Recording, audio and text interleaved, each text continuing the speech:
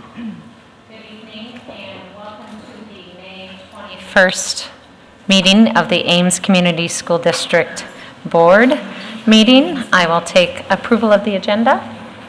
So moved. Second. Moved by Perez, seconded by Rosser. Discussion. All those in favor indicate by saying aye. Aye. Opposed, nay. Passes 6-0. Director Deerdorf, will you please read the mission of the school district? The mission of Ames Community Schools is to ensure that all learners develop the knowledge, skills, attitudes, values, and personal esteem necessary to grow in and shape a changing society. Thank you very much. I will go ahead and open the public hearing for the fiscal year 2018 budget amendment.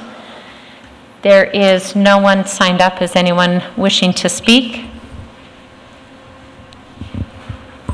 Seeing none, did we receive any information to the office? We did not.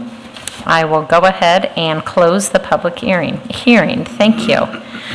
We will go ahead and get into the director candidate introductions and selection. And I first want to thank we have 9 candidates. We had 1 withdraw today, but I want to thank all of you for being here today and your willingness to step in and help us fill this role. So for the public, as you're aware, we sent out application materials we had posted on our website and had them available in the office, and folks sent that information in.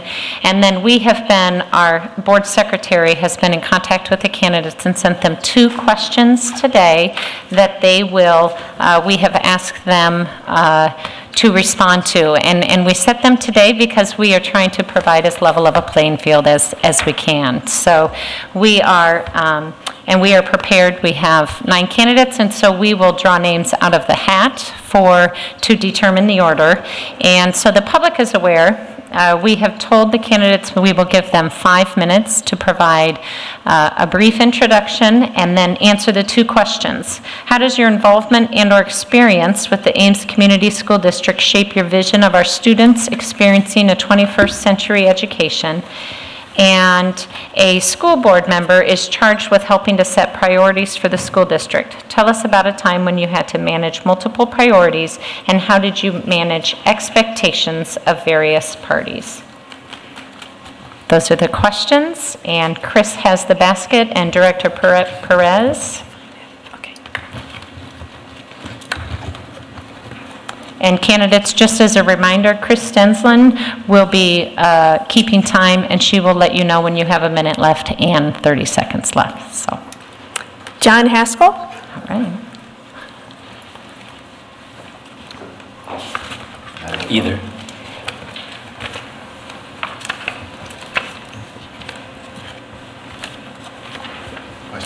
Do you want me to do the questions? You got them? Okay.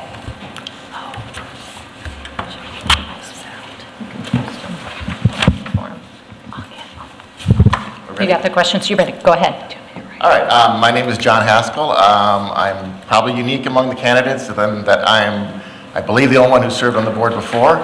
I served twice, once elected in 2000, and once appointed to fill a position of a director who couldn't continue in the position. In that time, I did virtually everything that you can do on a board. Hired 2 superintendents, one of which is sitting right there. Had to fire a superintendent. Had some really tough budget times, expulsion hearings, built buildings, closed buildings, whatever it was, I've probably done it, including being vice president 1 term. In addition, I have spent a considerable amount of time volunteering in the schools. I've been on the School Improvement Advisory Committee since 2010. I coached Destination Imagination, First Lego League, and I've been a classroom volunteer in 4 different schools. It's a little bit about me. My day job, I work for information technology at the university. So if you don't mind, I'll answer the second question first. Information technology is all about different priorities. We have 7 different colleges, all with a great deal of autonomy. We have close to 40,000 students who have a great variety of needs to be met. I think the most important thing you can do is find all your stakeholders and listen to them. You know, you need to understand first before you can help them to understand what it is that you're trying to accomplish. And in that way, I think everyone understands everyone else's position, and so it's easier to set expectations when everyone's at the table and understands everyone else's needs. It's not just my needs. I can see my needs in comparison to everyone else's needs. I think that's the key factor in juggling priorities, particularly with the disparate stakeholder groups. Cooperative education. I think that First Lego League is the thing I've done that probably most reflects that. First Lego League is all about what they call cooperation, cooperating while you compete. Their slogan is, it's more important what you learn than what you win. And so, in my second year as FLL coach, we qualified for state, which I was proud of. But I was more proud of the first year we got the special recognition for team spirit, which the kids, you know, they were so helpful and so appreciative of everyone else at the competition. It was the first year that Edwards had an FLL team, and so we really didn't know what we were doing from a technical perspective, but we could go there, we could learn, we could support other teams, and come back the next year a stronger team. And we did, and I think that's it. It's also, obviously, it's a STEM field, being robotics. If you don't know about it, it's you have a robot. Part of the course is you have a robot, and they have a course, and you achieve points by your robot autonomously accomplishing certain goals on this course within the time limit. And the failures are quite amusing, actually. But the kids learn a lot, and I think it helps put a STEM education in their minds. First year my team was all girls, which I thought was fabulous. I had 10 girls on the team, and that was amazing to me. That's really all I had. Oh, I had one more thing to say. I did note that one of the things that you talked about in the previous meeting was whether a board member would want to run again. And if I was appointed, no, I would not run for re-election. So I want to say that up front. Thank you. Great. Thank you, John.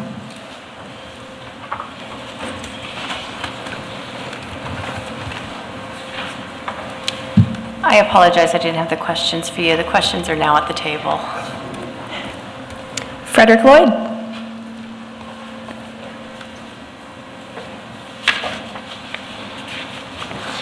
Hi. Thank you, first of all, for allowing me to participate. This has been a really interesting experience, and I look forward to perhaps working with all of you. A little bit about me. My name is Frederick Lloyd. I am a lifelong Iowan. I'm from a little town, so I have a little town background like many of us do. I've lived in Ames since 1994, pretty much consistently except for my military service. So I feel like I have a really firm grasp on the community as well as Iowa in general. I have 4 children, so I will in the fall cover everything from kindergarten to high school. So I'm getting a good perspective of the school district in that way. I'm married, and my wife and I both work at the university where I'm an academic advisor. So I see some of the effects of the education system here in the college setting as well. So straight to the questions.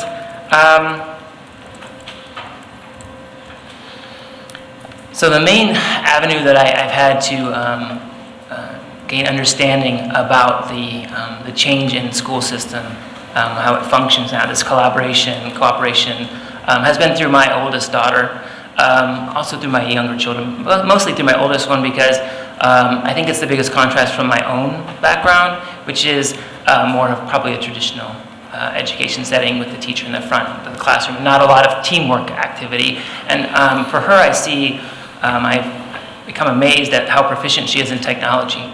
I see how she works on Google Documents and how they have apps for many things that I didn't know about and now I'm aware of. And I think that moving forward, the role of technology is only going to grow.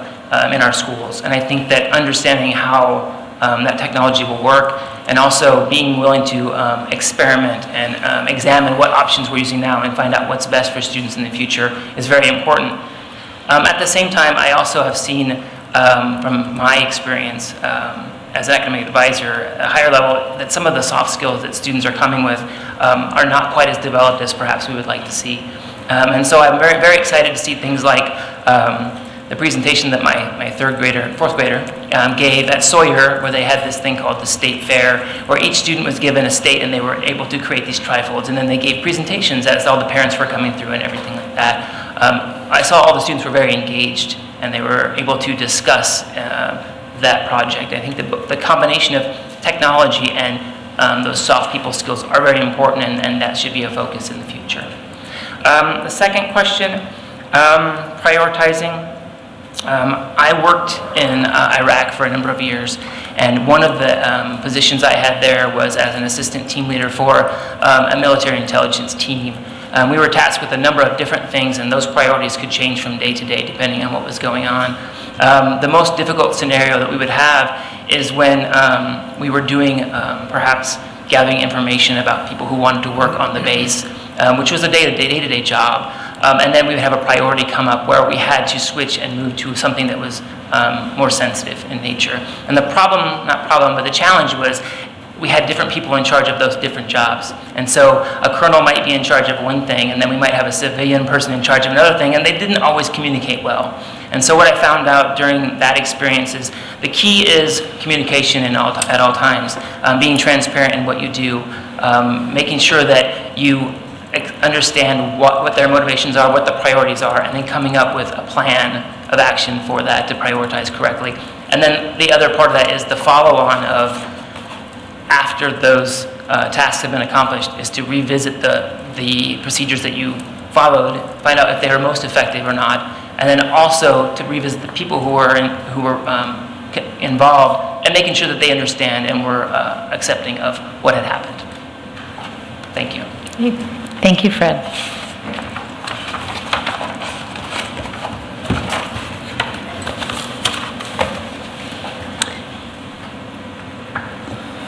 Jeannie Passick. I hope I pronounced it right. No one will ever pronounce it right. It's Pasketch. Okay, sorry. My mother-in-law, Pasketch. before I knew who she was going to be, my mother-in-law said, like a football. I wrote mine out because many of you know I can ramble, so it was suggested I write this out. My name is Jeannie Pasketch, and I have 4 children as well. All have attended the Ames Community School District since my daughter entered 1st grade about 15 years ago. She is now a junior at Iowa State, and as far as I know, my second will graduate on Sunday, God willing. Education has been important to me from an early age. My dad was my dad was an elementary school principal, and my mom taught 1st grade for a long time.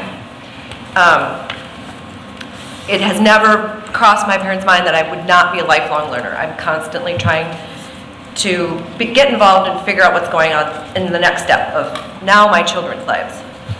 For the past several years, I worked with some of you on the Pebble Committee. I think that this has given me great insight into where our school district is today and what I would like to see for our students to receive a 21st century education in the future.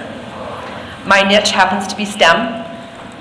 This was not my choice. If any of you know me, anything about my family, you know that I was pushed into this with both feet. So what I'd like to say is I see the district already beginning this process in the past few years by repurposing our elementary school computer labs into makerspaces. This is very exciting for me. We've redesigned our middle school technology curriculum. The technology curriculum needed to be updated badly, and I think we've reached that, and we'll continue that. The new high school plans that I've seen and have been a part of helping to get to this point is their new collaborative spaces with whiteboards and all this technology stuff and comfortable chairs and things that students require to reach their potential in a new way, not just sit there and look at the teacher and the boards and a pencil, which I do like paper. One example, I think, of how our district students are already embracing this idea of a 21st century education is evident to me as a parent mentor for Team Neutrino in town, our robotics team. We have students on this team that have started the first Lego League, Junior Lego League in our school districts. Mr. Haskell has been a part of that.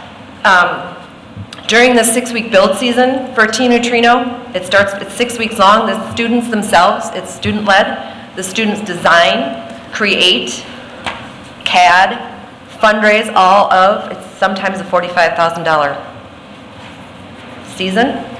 And they build this robot for competitions that I then help mentor and take to different competitions. It's amazing what their students can do. During their off-season, these same students give back by teaching STEM classes to district elementary students throughout the summer and throughout the school year. We are teaching 3 summer classes, some super summer classes. We are teaching a Maker Tech Camp. We mentor the first Lego League teams. We mentor the first junior Lego League. They just recently changed their names. We have a first tech challenge team in another school district.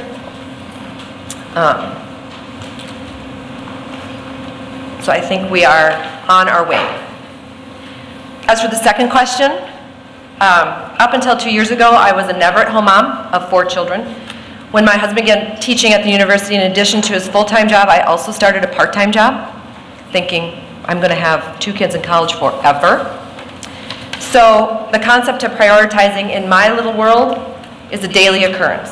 Every day is an orchestration of who needs a ride where, who's attending which kid's activity event tonight. You happen to have first priority. Whatever gets on the calendar first gets first priority. The Pops concert is happening tonight, so I'd like to be able to make it there in time to see my kids perform. But I think every committee has their own priorities. And so you read your statement at the beginning. I think that when that's addressed, once you know what that priority is, you create your vision around that priority. That's it. Thank you. Thank you, Jeannie.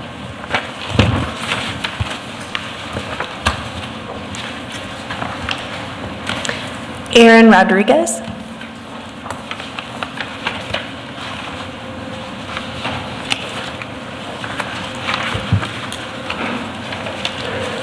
Again, thank you for the opportunity for being here.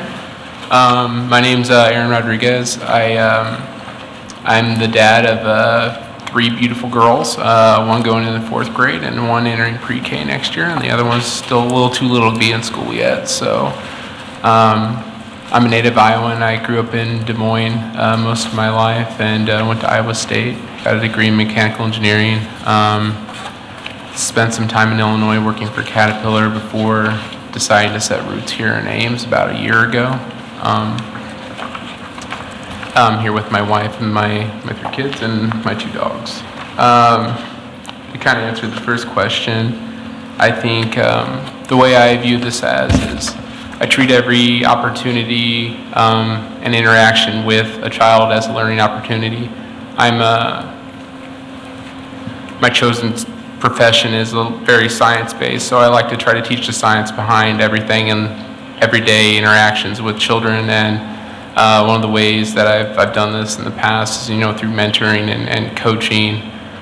Most recently, I coach a first Lego League junior team at my daughter's elementary school, and it's kind of my first experience doing this. And I found it very interesting to, take a subject from the beginning and teach them about it and have them decide on their own what they wanted to pursue and kind of identify the challenges, identify the solutions all on their own, and then to kind of, encourage them to guide themselves to a solution that they could all figure out and truly see them kind of cooperate and collaborate and pretty much everything that a good problem solver is. And just to kind of see that go to fruit to it, kind of see everything melt together towards the end of the year is kind of what I think modern day education is, really, is everyone working together as a team to solve a problem, and incorporating STEM in a fun and familiar way for students like that. For the other question about priorities, I work for a company that makes and ships components to a lot of major OEMs across the world, and in January we had a safety incident that basically, caused us to reprioritize everything we thought, and kind of the unique and very challenging situation that I ended up in my lap with was, my management told me, you need to basically tell people that, our customers that, our number one priority is safety now, and that you need to work with them to understand their priorities. And I think that was very unique because it required, there's a lot of moving parts, a lot of different people to work with. And what it really boiled down to me was that the biggest thing in terms of priorities is communication and understanding how everything fits together, and what really needs to come first and what can safely be put second or third, and understanding those priorities is what it boils down to. And to do that, you basically have to understand where everyone's coming from. Thank you. Thank you, Aaron.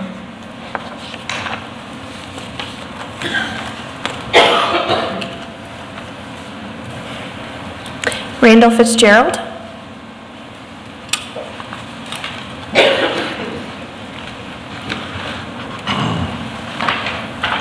Hello. Thank you for letting me participate in this forum. I am a resident of Ames for a lot of years. I was born and raised here. Left for 20 years. Came back here 19 years ago, and I'm the son of a 30-plus year educator in the Ames Community School District. My daughter, I was a student of Ames naturally. My daughter was a graduate of Ames High School, and my great wife happens to work for the Ames Community School District. We came back after 19 years, and my wife embraced this because she knew that quality of education would be a great place for our daughter, even though she was from upstate New York. So we came back here.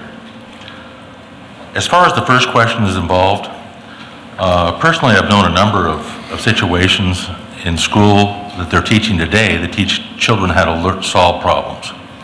I think that's a very valuable skill. I think along with teaching the subject to children, I think one of the most important things to do is to teach them how to learn and to solve problems, individually and as a team. It's one of the things, and one of the reasons I want to participate in this is, as I get further along in my career, is it's time to pass on and give back. I'm trying to do that in business, and I'd like to do that for the school district. There's just a number of great teachers in the system, and they just need to be given the support and the tools that the board can provide them to move that forward and keep the program strong. The excellence I experienced as a student and my daughter experienced are unparalleled. The diversity you have at the Ames Community School District is unparalleled. Does it need work? Yes, it needs work, but you get to experience things from all kinds of different cultures, students from all over the world. That kind of transition to the second question is, how can I manage multiple projects? Over the last 5 years, I've been starting up operations on multiple continents with many different cultures.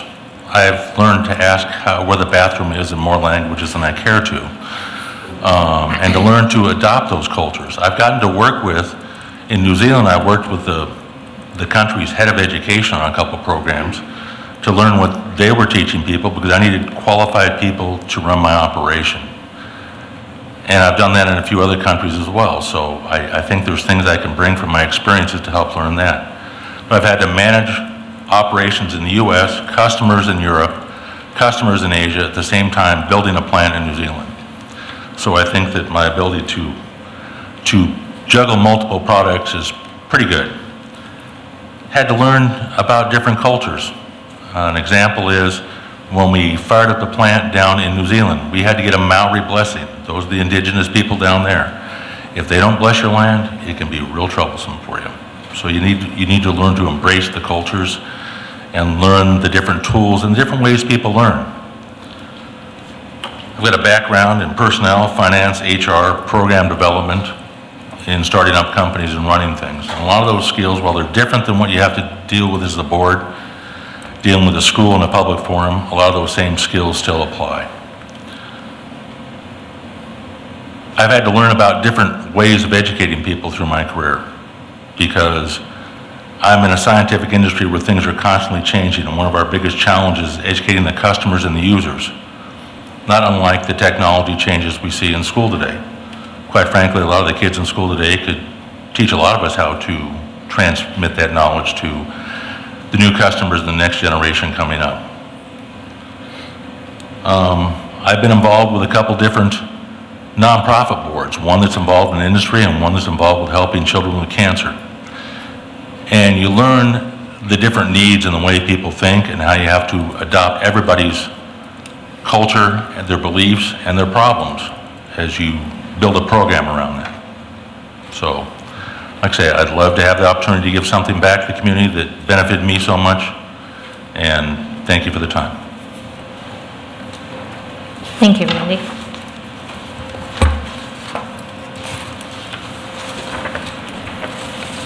Joan Bolin-Betts.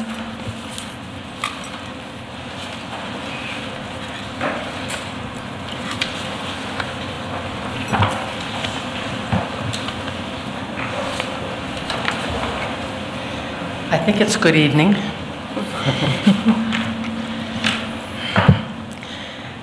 My mother grew up in Iowa, but I grew up in Massachusetts. 4 of the 5 kids of our family are now in Iowa. It's a great place to be.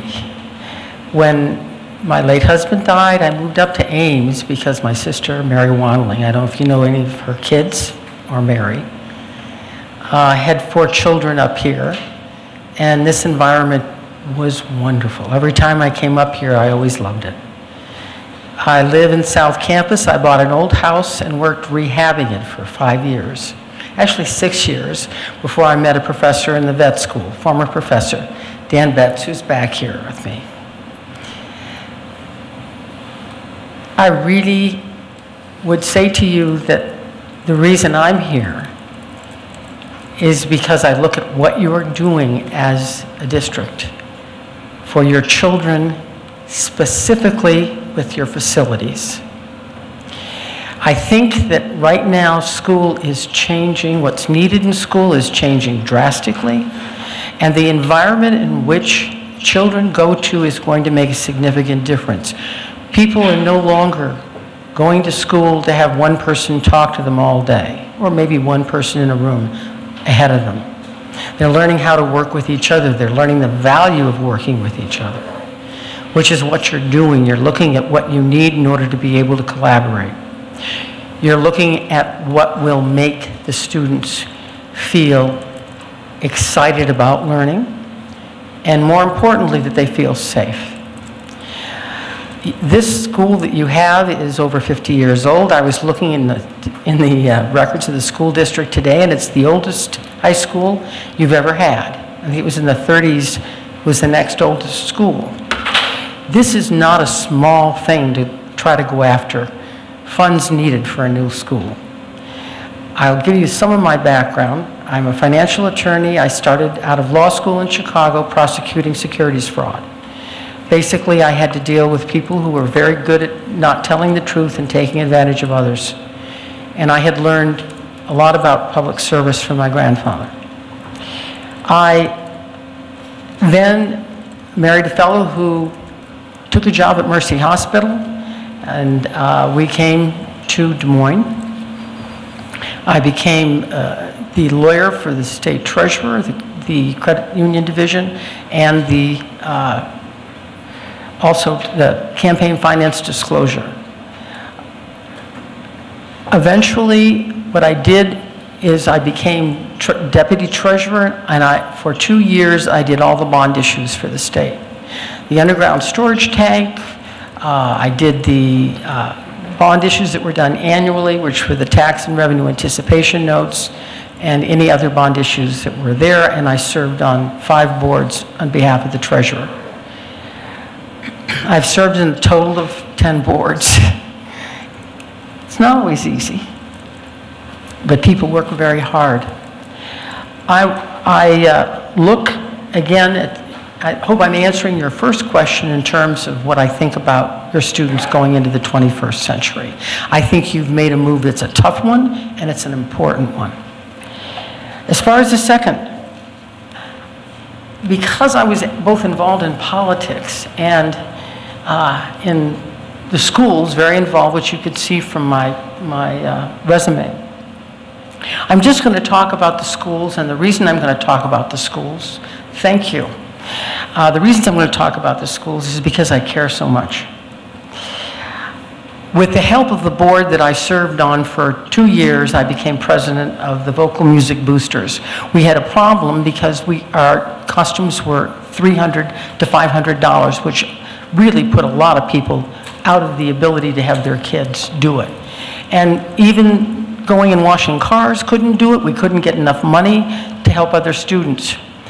The bottom line is what we ended up doing is going to Drake University, and I required that every student, no matter how much money they had from south of Grand or how little they had to go and work at the concession.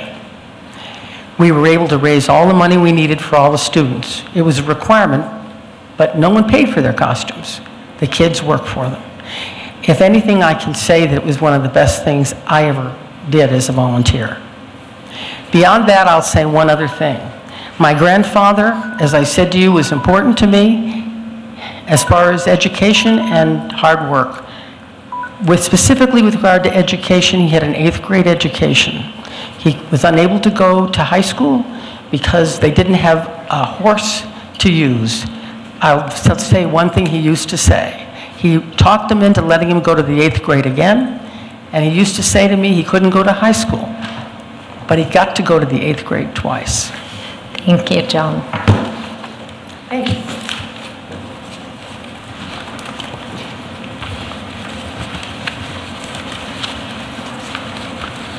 Amy Edwards.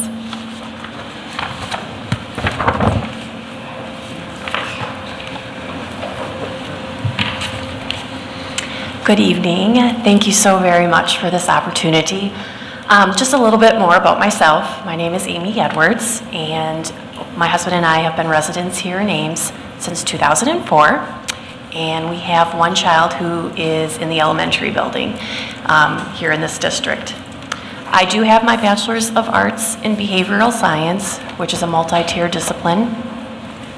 And currently, my involvement, I am the PTO president at Sawyer Elementary. I am the family ambassador at Sawyer Elementary. I'm a very engaged parent. Also a member of the Equity Committee. And from there, I was able to also be part of the parent panel, which is one of the many stakeholder groups that was able to interview the 2 candidates for the new superintendent position. From there, I have attended a vast majority of the school board meetings over the last 2 years because I felt it was really important to stay connected, to be involved, and to be able to take that information back to our families at Sawyer so that everyone was aware of all the tasks and things that were ongoing in this district. So we were all on the same page. With regards to the first question, as far as the philosophy goes of the vision with the 21st education, from helping in the classroom as a parent volunteer, I see how my vision supports continual growth in collaborative learning. This is going to allow the students to be more engaged in sharing their thoughts, ideas, concepts in a very collaborative way, which then becomes critical thinking, and that's an important skill for all of us. I would say it's like building blocks. Each one is going to prepare for the next level. So our elementary kids are being prepared in that setting, and that's going to take them to that next, to the middle school, to the high school. From the high school, we're going to go career or college bound. And I think in doing that collaborative learning and constantly asking questions and being independent thinkers. I think that's really a very important vision that I see and would support. No matter what, we are always learning as individuals and as a community, and so I would say it's listen, ask, engage with transparency. As far as the second question goes with working on priorities, for me, most recently, I was the chair for the readathon event at our building, and this promotes both the love of reading in school and out of school. This event required me to set expectations with the building principal, followed up by detailed communications with our teachers and staffs on how the PTO would collaborate with them during this event. Forms needed to be updated, put together in a clear, concise manner, which would ensure all of our families understanding how this would work. From there, I would need to organize parent volunteers to come in and help count reading minutes during the course of this 10-day event. And then while managing those above tasks and following up to questions, there was also the planning for the family kickoff in the beginning, which we had a family reading under the big top in our library. And then at the end, we had a celebration of success with that readathon. So updates were given, questions and concerns were addressed as I became aware. And in the end, the result was students and family having reading time together, finding that love of new books, and feeling successful in all that they did. So thank you very much for your time. Thank you, Amy.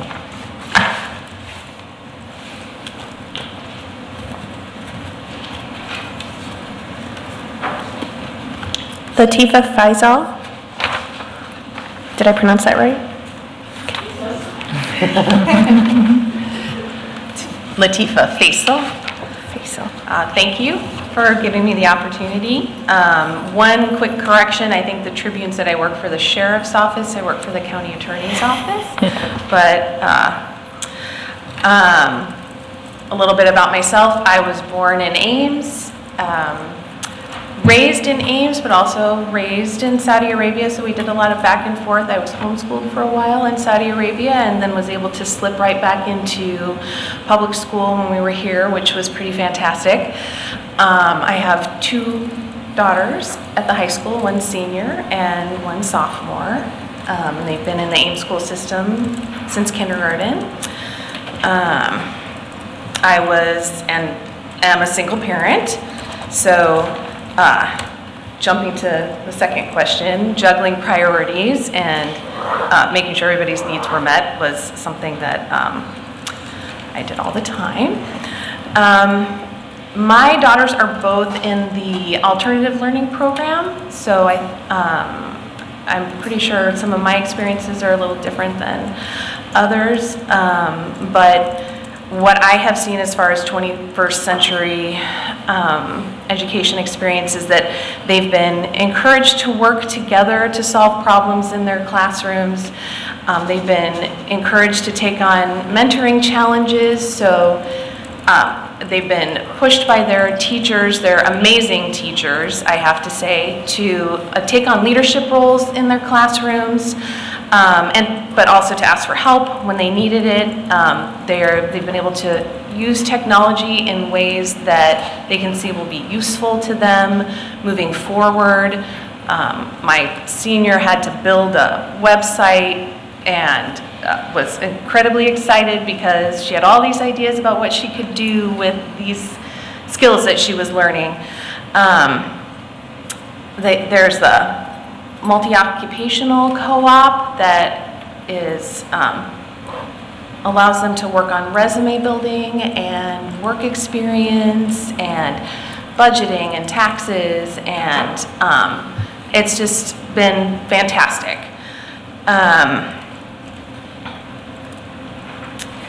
As far as juggling priorities in my work, that's all of my work. I have to convince people that they want to come and see me, and that they want to come and work with me, because the people that I work with oftentimes are there because the legal system has told them that's where they need to be. I have to find ways to convince them that it's important for them to be there with me. I also have to be able to listen to them and hear what their struggles are, so that we can find common ground and find a way for them to be successful. And I help them get their driver's licenses back. I have to convince them that I care that they get their driver's licenses back. Really, when I read the article in the Tribune that said that this position was available, what I saw was an opportunity to step forward and give back, because the school system has been great for my kids, and I just felt like it was my turn, you know. So thank you. Thank you, Latifa.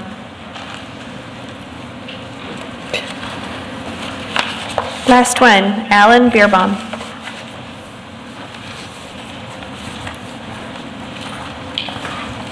Congratulate you guys on being pretty intimidating, so I'm glad I'm the last one. What I'd like to say is, well, first of all, hello, my name's Alan Beerbaum, and I was intimidated. So first of all, I'm not what you would expect by reading my resume. That's kind of the important thing I wanted to get across first off. You might expect a stereotypical business executive or academic, but that's just not me in the least. That's my job, but it's not me. I'm a father and a community member. As she just said, I'm here because I want to find a way to give back. I pride myself in being fairly independent-minded and moderate in my opinions. I try to be open-minded, and as some people tell you, I probably ask too many questions because I really enjoy getting to know all the opinions about what's going on and seeing if I can help people come to a good consensus. I applied for this position simply because I want to serve. I want to see if I can do anything to make this better. In a way, it's really Dr. Taylor's fault. I saw him a couple years ago give a presentation to a leadership group, and I have to confess, I was like, this is what I want to really work at, because I was passionate about education. You could tell that Dr. Taylor and all the teachers in the school system are as well. What I would bring to the board really is that I'm neutral and I'm trying to be as thoughtful as I can. I've served on a number of boards, so I have quite a bit of board experience, and I really just try to operate by solving whatever challenges are ahead. So I'd really like to see if I could help out. I'm going to take the questions in opposite order as well. As far as balancing multiple priorities, that's what I do every day. Everything from my starting to company, which means I had to balance everything there. At a company I'm at right now, basically my job is to tell everybody in the company no, because I have to remind them of reality and keeping things going back and forth. As an example of that, one of the highlights of my career was actually for President Obama's first inauguration. I was out there for that, which was awesome, but also was helping a security system to be installed that we do the software for. So I had to manage a relationship between FEMA, Lockheed Martin, Department of Defense, and a couple other agencies I can't talk about. That was a challenge, but that's the type of thing I really get up and really enjoy. But that said, I don't really think that's what this question's really about. I think a better example of managing priorities is when you get emotions involved. So on Park and Rec Board, we had the Miracle Playground, Miracle Park decision we had to make. In my head, I knew that was just going to be the right decision. We needed to move forward on it. But I was torn up inside because we were going to change that neighborhood's community, that neighborhood's feel. And I remember to this day there was a woman that came forward that said her son, who had a certain type of sensory issue, if we did this, he was not going to have a park he could go to. That tore me up inside. That's the type of decision you have to make on the school board. The type of stuff I do day-to-day life, that's easy, that's management, you know, I can do that. But figuring out how to make that decision is tough. So the Miracle Playground one, I remember I put the motion forward because nobody wanted to, but still to this day, every couple times a week I think about that kid. I think, how can we as a Park and Rec Commission try to do something for them. I've got a couple ideas, I'm still trying to work on it, but that's the type of thing you have to do, and that's what makes it tough to make these decisions. As far as cooperation, collaboration in the 21st century, everything I look at from that is from the perspective of my children, right? So I take a different perspective. I look at it as one of the things I think Ames has done well, and I think we can continue doing well, is we allow the teachers to collaborate. And really, at the end of the day, it's all about the teachers. It doesn't matter how good the facility is or how bad the facility is. If you have bad teachers, you'll have bad outcomes. If you have great teachers, you have great outcomes.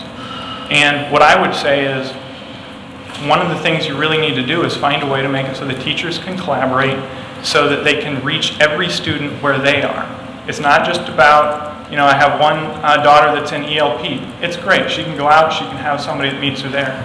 But the perfect world is you'd have like the equivalent of a tutor per student. By allowing collaboration, it allows for that type of thing. I have one daughter, I love her to death, but she had trouble reading. I thank everybody at Fellows for working to help her to be able to read. That is what collaboration is about. Sorry about that. I didn't think of that. But to me, that's what we can do. That's the type of thing that new facilities allow. That's the type of thing the board has to figure out. I mean, there are budget crunches coming.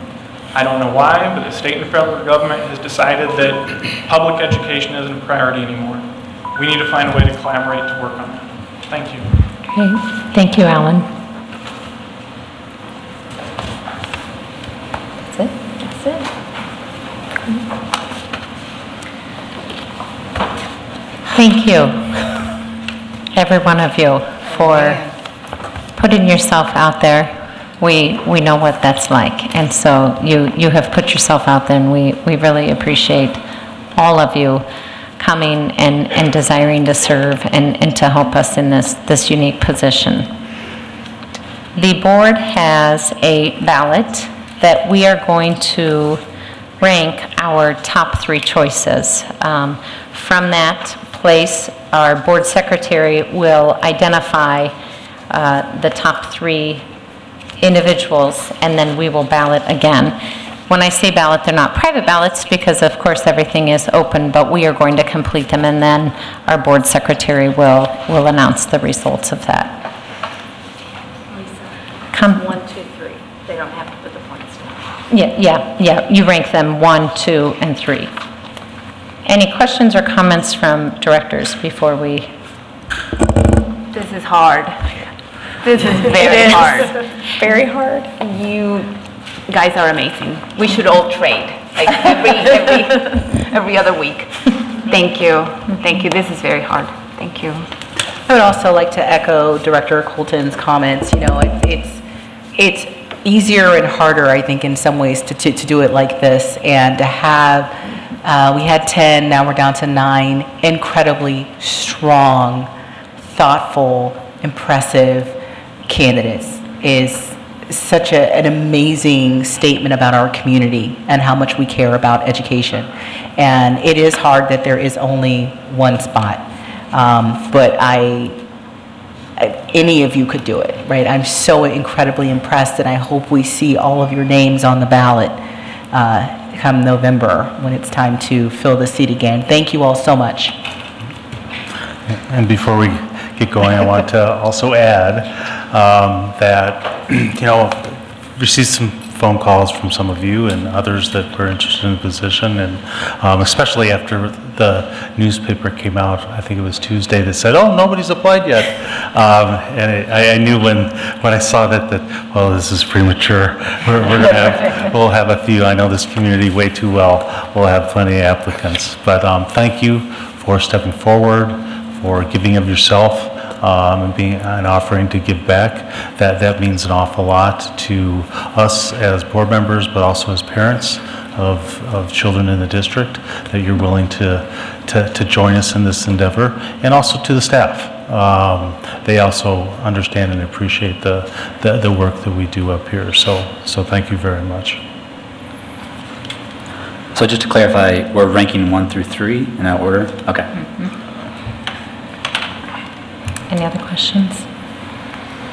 I just wanted to also say thank you, everybody. I really appreciate you all sticking your neck out there and getting up there and sitting down. I know it can be extremely intimidating coming up and talking to all of us sitting back here behind this table. So I really appreciate your time.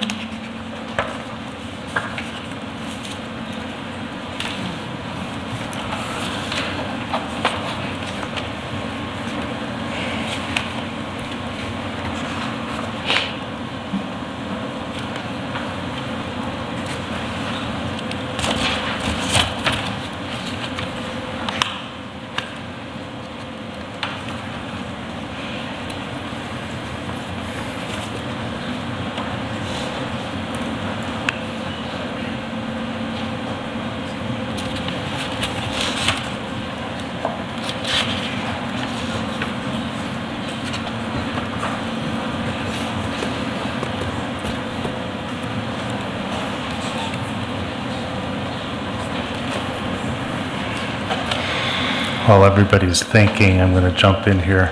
Also, everyone handed in their materials last Thursday, so we've had a weekend to kind of look at things. And I'll tell you what, you only made it harder tonight with your presentations. So thanks a lot. She'll be right back. She'll be right back.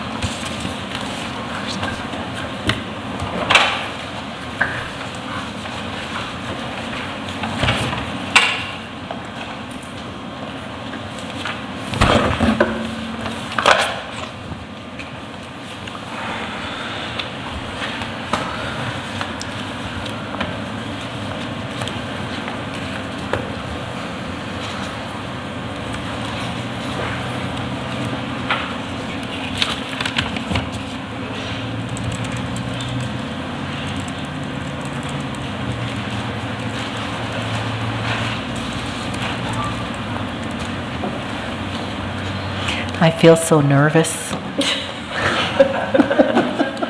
She's getting collected, is she? Yeah. We should have each other.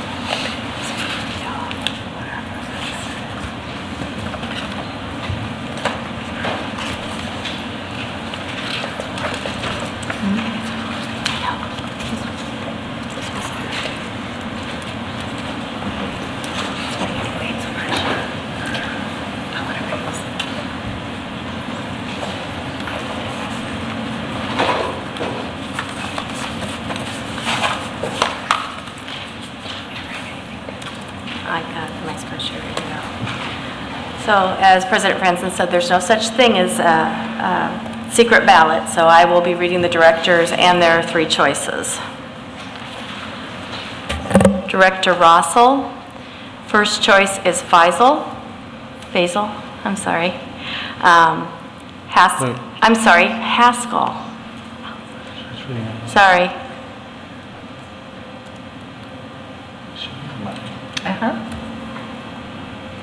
Second choice is Rodriguez. And third choice is Faisal. Sorry about that. I read the first name on the list. Chris, I think he doesn't seem to recall those votes. Yeah, she covered. You I'm said sorry, Lewis, what? you're reading his? Yeah. Did I not read that correctly?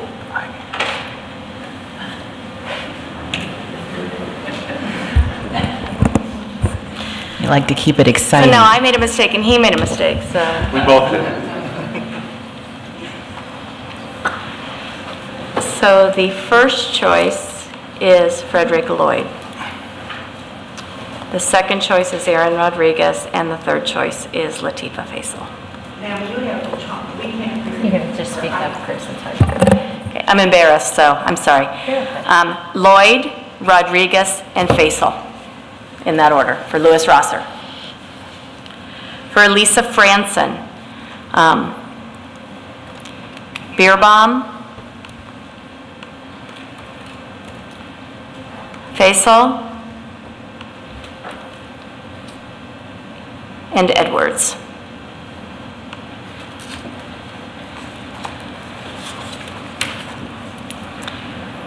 Director Deerdorf,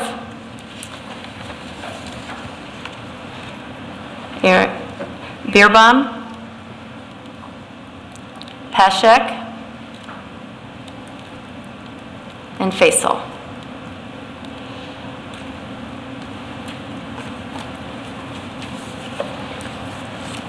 Benkin,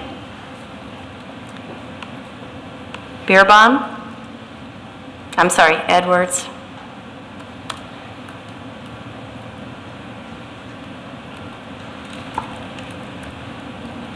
Faisal,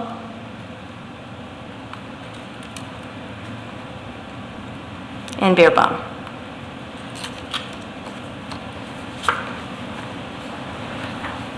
I'm looking at him closer this time. For Director Colton, Beerbaum, Haskell, and Faisal.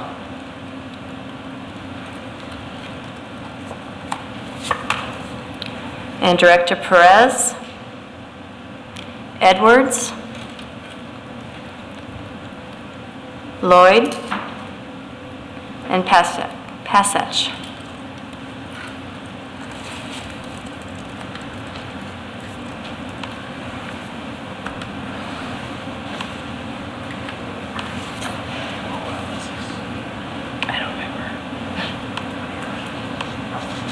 No, that's Luke.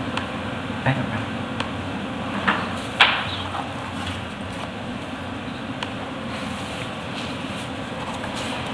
Is that everybody? I only have 6. Yes, I'm Yeah, just it should be 6. double checking here. There's only 6 of us. Yeah, it's just 6. I got this. Till the end of the meeting, it's 6. Sing one. We're not used to that. Could We're you used to read 7. Rosters again? Are you going to tally them?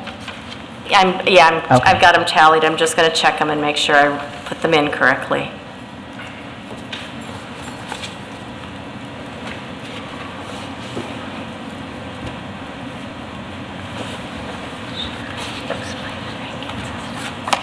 Just the reason it's taking maybe a little bit longer, in order to, so there's not a book written on how to do this, so in order to try to avoid the opportunity for a tie, they are weighted, so that's why it's taking a little bit longer. So we appreciate all of your patience, so thank you.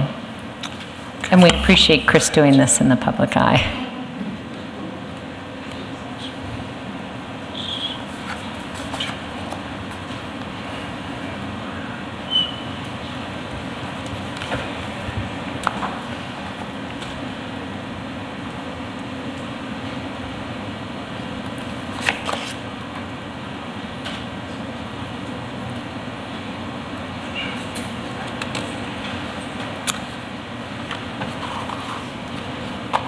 So the top 3 candidates are Beerbaum, Edwards, and Lloyd.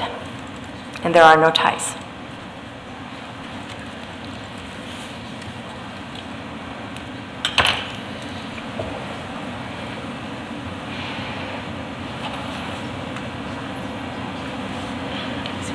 Chris? Yes? Could you read Director rosters again, please? Lloyd was first. Rodriguez was second. Faisal was third.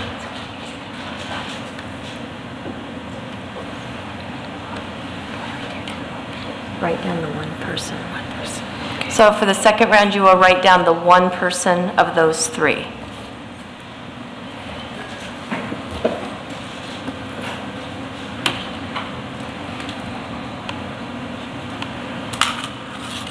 But I'm confused. I'm sorry. You can look at my spreadsheet. No, I have them. I'm confused because it looks like Faisal got 5 votes, but she's not on the list of top 3. But Because of the waiting. He was weighted.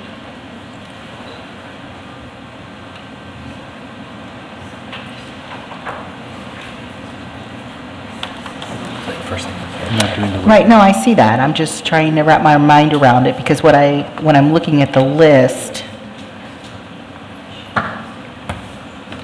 Oops.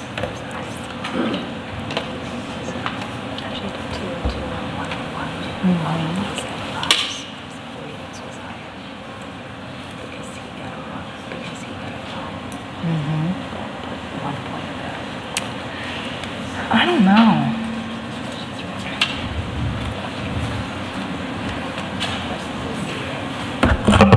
It seems like we have an electoral college versus popular vote situation going on here.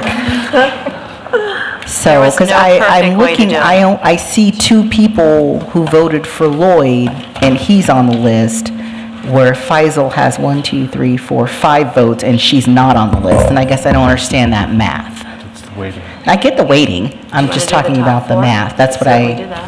you want to do the top 4? Could you give us, Well, let's be very clear here. We did say vote for the top 3. Nothing by statute or by Robert's rules. We have not adopted special rules for this. Nothing prevents either one of us from voting for any of the 9. Okay, so even though we have a top 3, let's call it, nothing prevents any of us from voting for someone else of those 3 going forward. Say it again? Even though we've talked about narrowing this down to the 3, Director Binkin, nothing prevents any one of us, board members, from voting for one of the other 6. I mean, if we so choose to do that by statute. Sure. Right. No, I mean, I get that. I guess what I'm just trying to make sure is that we have a fair process. so I can't do my calculations quick enough, but given the popular versus electoral conundrum, the 2 things that we could consider is we could take the top 4, or I would like to know how the top 4 compare to just if you were to take the ranking out, the number of votes, so back to the popular vote. So what would be the top, So, not to eliminate any finalists, but... So how many voted for each of those top 4? 4 voted for Faisal, 2 voted for Lloyd, 3 voted for Edwards, and 4 voted for Beerbaum. I have 5 for Faisal. Am I missing, that's what I'm wondering, am I missing something? 1, 2, 3. I have 5. You have 5 too? We need an election counter. Hanging chads. Well, I don't That's know what right. I'm missing.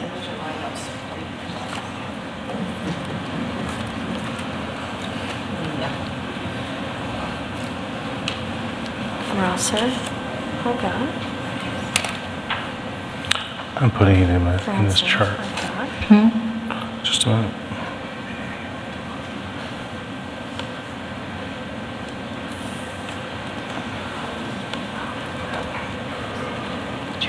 Yep, found it, thank you. You're correct. We do have a tie for 3rd place. By the ranking? Okay. So do you want to bring us back up to speed of what we've got here, Chris? By the weighted? By the weighted, it's a Beerbaum and Edwards are the top two. There's a tie for third place between Lloyd and Faisal. Okay. So your totals, could you read your top 4 totals in the numbers? Beerbaum, I have 16. Okay. Edwards, I have 11. Okay. Lloyd, I have 7. And Faisal, I have 7. Faisal, you have what? 7. 7? Yeah, so he said. Oh, okay. And are you gonna do it by popular vote too? Are we gonna get those? No, yeah, I didn't, you just said that. Can you repeat that, the popular vote one? No, she hadn't done that one yet. Faisal had 5. Yeah. Lloyd had 2. Wait, oh, Faisal 5, Lloyd Edwards 2. had 3. And Beerbaum had 4. Beerbaum had 3, and who had, what was the, I have Faisal, Lloyd, and then that must be Edwards. Edwards had 3. Beerbaum had 4. So popular vote, Faisal 5, Lloyd 2, Beerbaum 4, Edwards 3. Is that right? Right. Okay.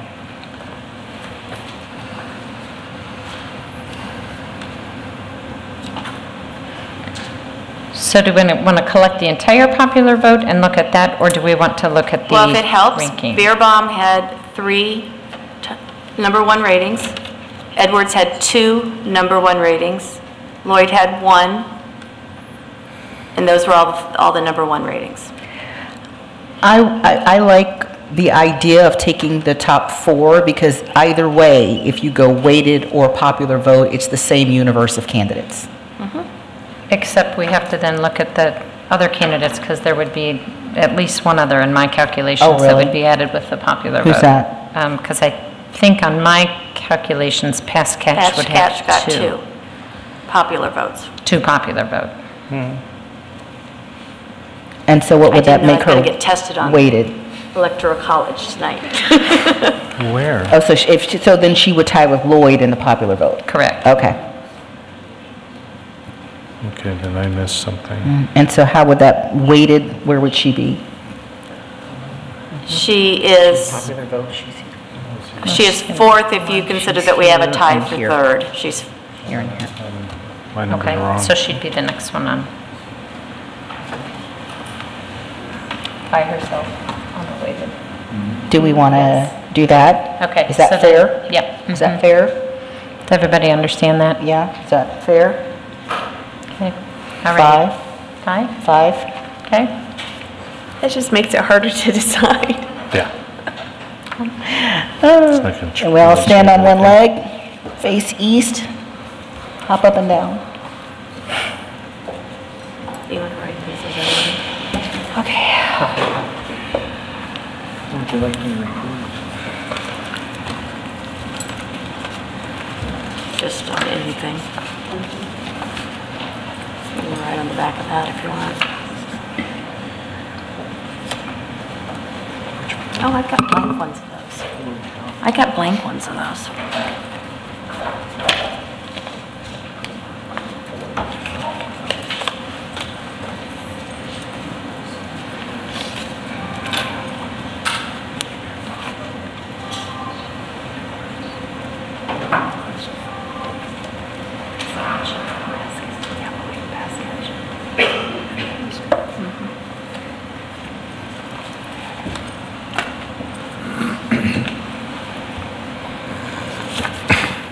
I was telling the couple members of the board that Carl and I did this on Friday with ice cream flavors, and we had just as hard trouble.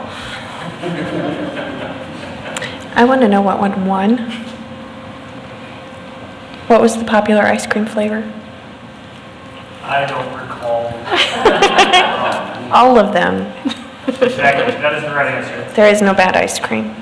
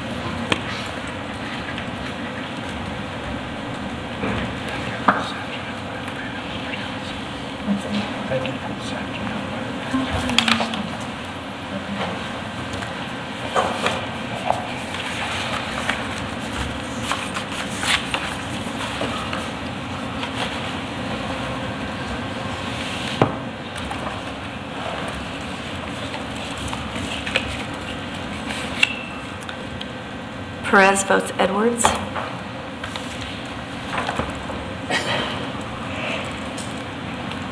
Rosser votes Beerbaum. Deirdre votes Beerbaum. Colton votes Beerbaum. Franson votes Beerbaum. And Benken votes Edwards.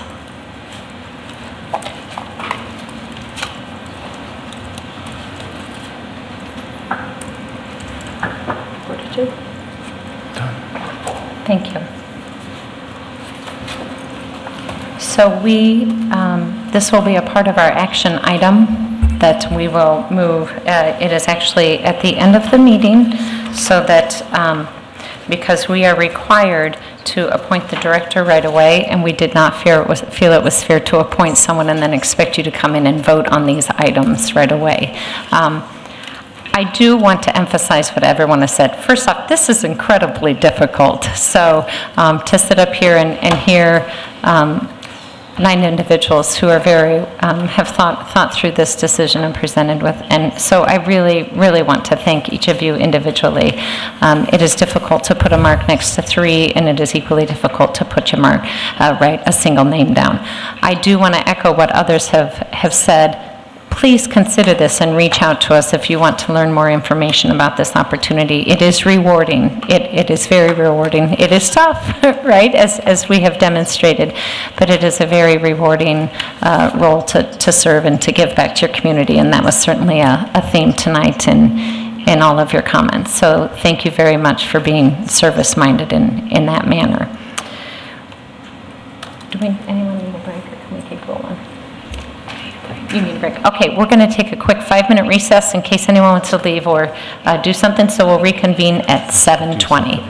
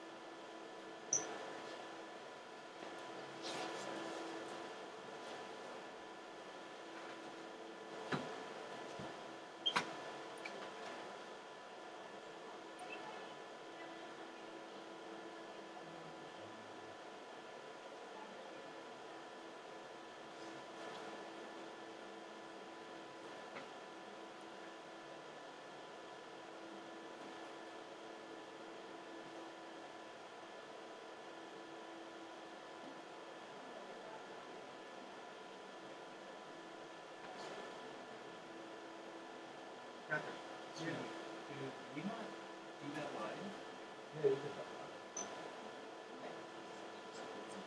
least at 6:05 it wasn't. On YouTube? Yeah, it should be on YouTube. And it's on film. Okay. Yes, you will. That's what I thought. Yeah, I was watching the stream. Oh, it does say live now. Okay, great. So I can watch the rest. It's nice to meet you. Enjoy. I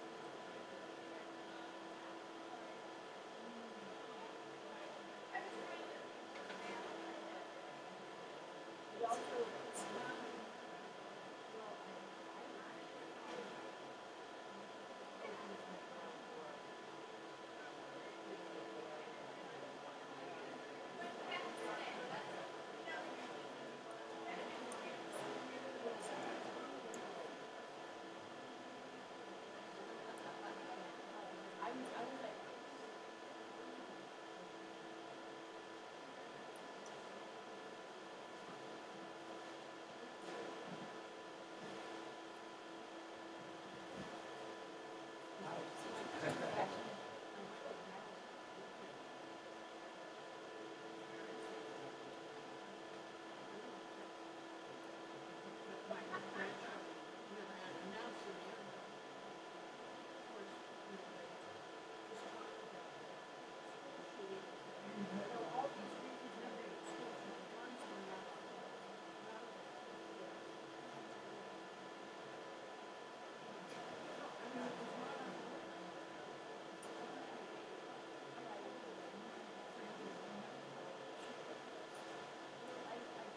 Everyone knew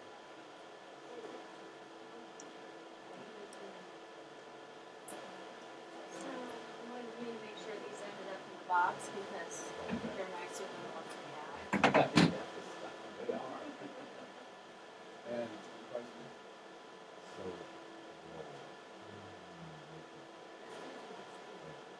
I'll ask her tomorrow. I don't think I can make, I couldn't find orange paper, that's I for was sure. gonna say that's the I could make one up real quick, but I got that template. Probably. You know what, it'll be fine.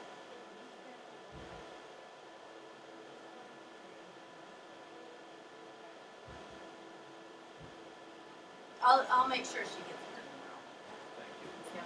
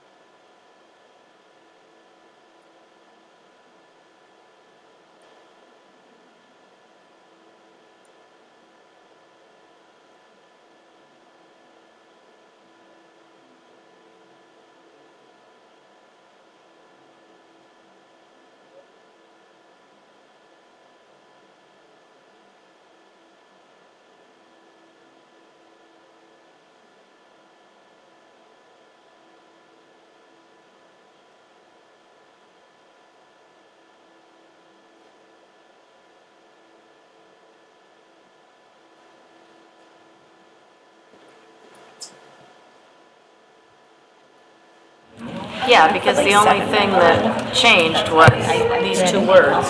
We will go ahead and reconvene our meeting this evening. Thank you for hanging with us, members of the public. I will go ahead and read our statement on discussion items. Residents of the district, students attending the district, parents or guardians of students attending the district, and district staff members may address the board about any topic relevant to the district, whether on the current agenda or not. Those who wish to speak must sign up at the beginning of the meeting. Speaker participation is limited to 3 minutes once per item. The views and opinions of citizens addressing the board do not necessarily reflect those of the board, district administration, or staff. Speakers are to remember that Iowa law prohibits the board from discussing specific employees, students, or their performance. Student speakers will state their name and school. Others will state their name and address. And our first item on the discussion items is policies to discuss. Are there any updates? Have we had any feedback from the community? We have not at this point. Okay. Okay, nope. And this is the second reading, and as is the process, it will move to the action items in the next meeting. Any questions or comments from the board? I did have a question, and probably this is pretty obvious, but where did you find those policies? I didn't, online, are they online, those policies? Okay, we do have them.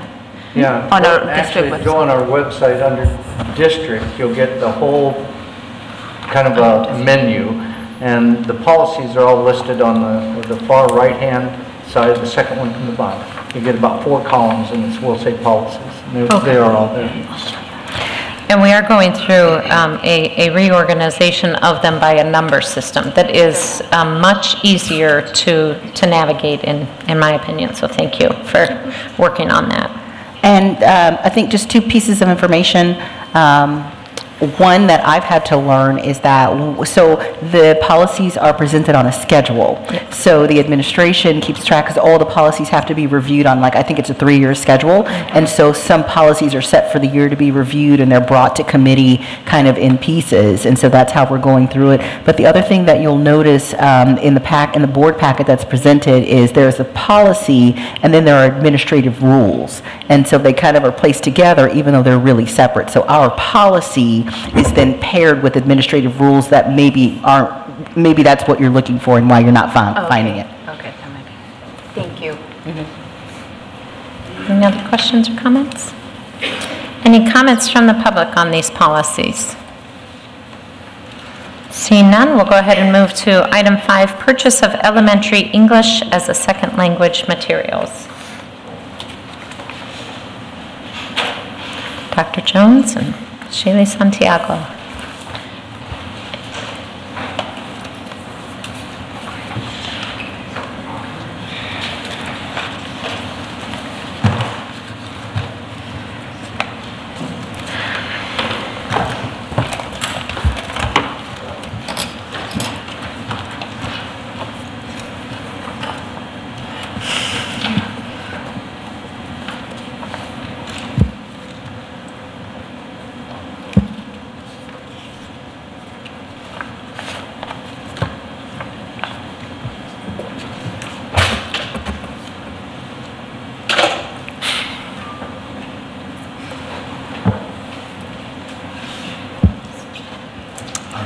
I think we're settled in now.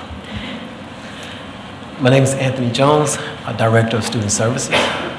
Shaylee Santiago, ESL Instructional Coach, Teacher on Special Assignment. Nick Hughes, ESL Teacher at Fellows Elementary. Sadrak Alemani, ESL Teacher at Sawyer and Maker Elementary.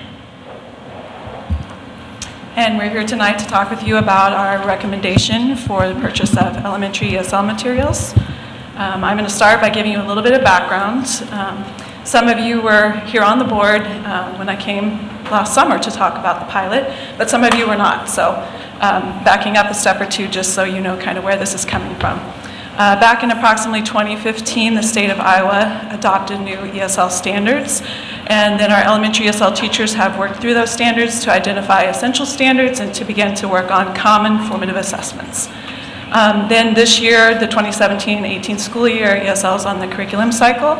And part of working through the standards, we realized that the materials that we had previously, first of all, different elementaries had different assortments of materials because over the years, teachers were added at different elementary buildings. We didn't serve all 5 elementaries for ESL back when I first started in the district. So there was a need to be more consistent, and then also for our materials to align with the new standards. In ESL, we always think through the 4 domains of language, listening, speaking, reading, and writing. So we're looking for materials to meet the language needs of students, as well as to address different content areas. The new standards have really pushed us to make sure that our students are doing work in science and mathematics and different content areas. So that's kind of a shift for us. So last May, our elementary teachers met and reviewed. Well, first I have to back up. There was a group of us that reviewed about a dozen different sets of materials. We narrowed it down to 4. The elementary teachers met and used a rubric to review those 4. They selected 2 to pilot this past school year. So we've been piloting National Geographic Reach and benchmark education. Kind of taking a step backward, we threw in some information for you just so you'd be aware. We do have 4.5 FTE ESL at the elementary level. The other 0.5 is 0.5 at the middle school, in case you're wondering how that works out. And then in terms of our elementary population specifically, the count number was around 157 elementary ELLs, representing 27 different language backgrounds, and I've listed the top ones for you there, with Spanish, Chinese, and Arabic being kind of the top tier, and then Korean, Dinka, both were about double digits. French and Portuguese, there's like 5 or 6 elementary students. If we expand to look at K-12, it's very similar, but then we throw in 1 additional language, so 28 languages.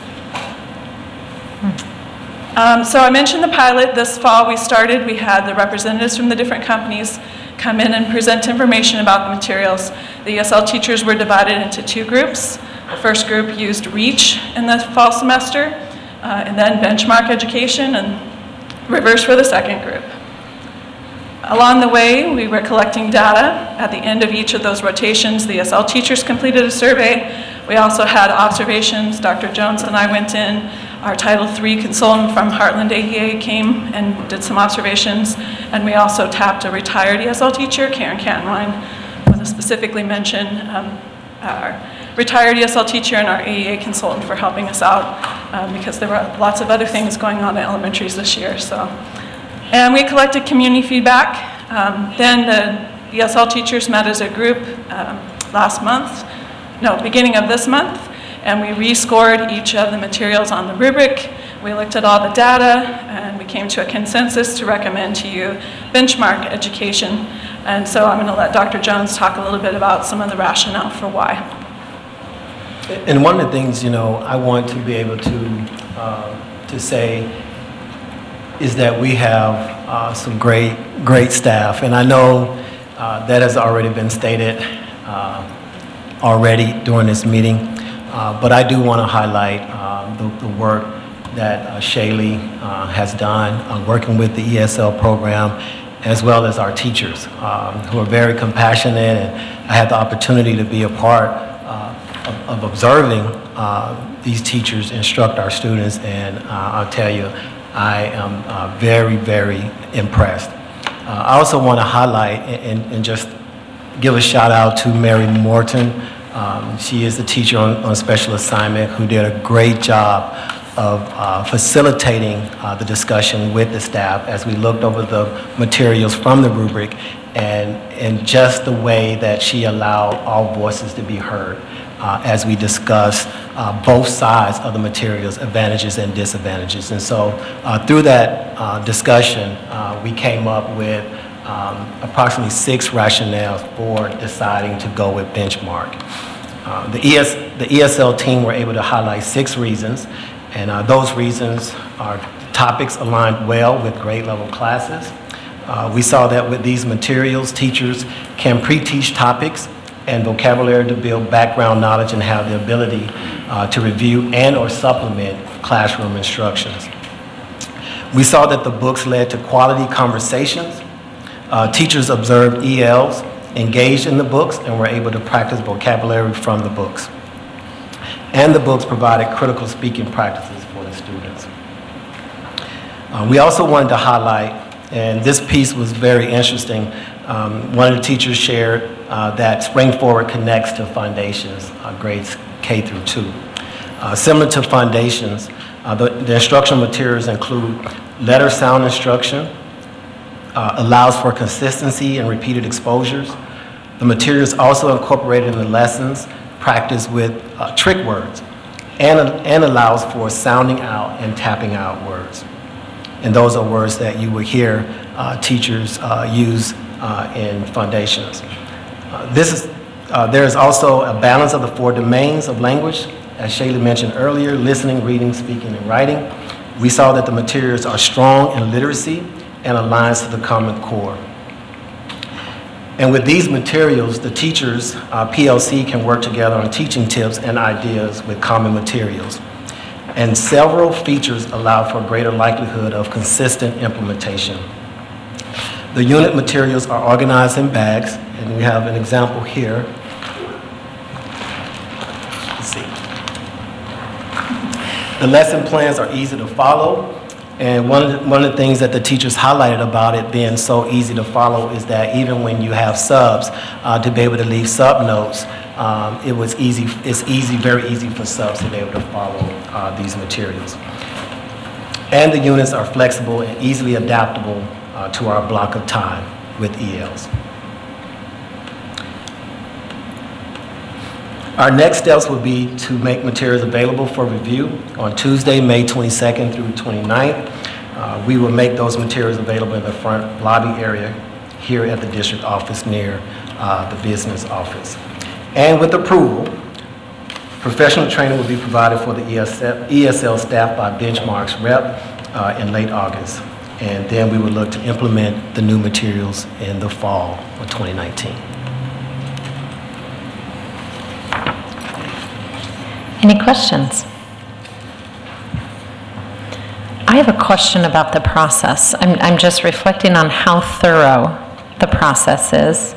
Has the process always been that thorough? Has it adjusted in recent years as we've gone through different curriculum reviews or instructional material reviews? I'm just curious because it seems like a pretty thorough review process. Well, there was a big pilot last year. So Mary Morton and Aaron Miller provided a lot of feedback about what they did, and our process was mirrored somewhat off of that. I mean, obviously ours was not as extensive with involving only 5 elementary teachers, but. And did you find it to be helpful and important as you were going through and reviewing these materials?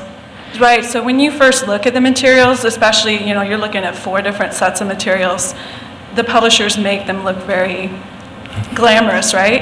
And so even though we were using our rubric and specific criteria, you still can get kind of caught up in the packaging, or maybe you have an idea of what it's going to be like, but I think when we actually saw it implemented, then we could experience it firsthand and see, if things were really what we thought they were going to be or not, or where there might have been some issues that were hard to anticipate just from doing an hour-plus review with a rubric.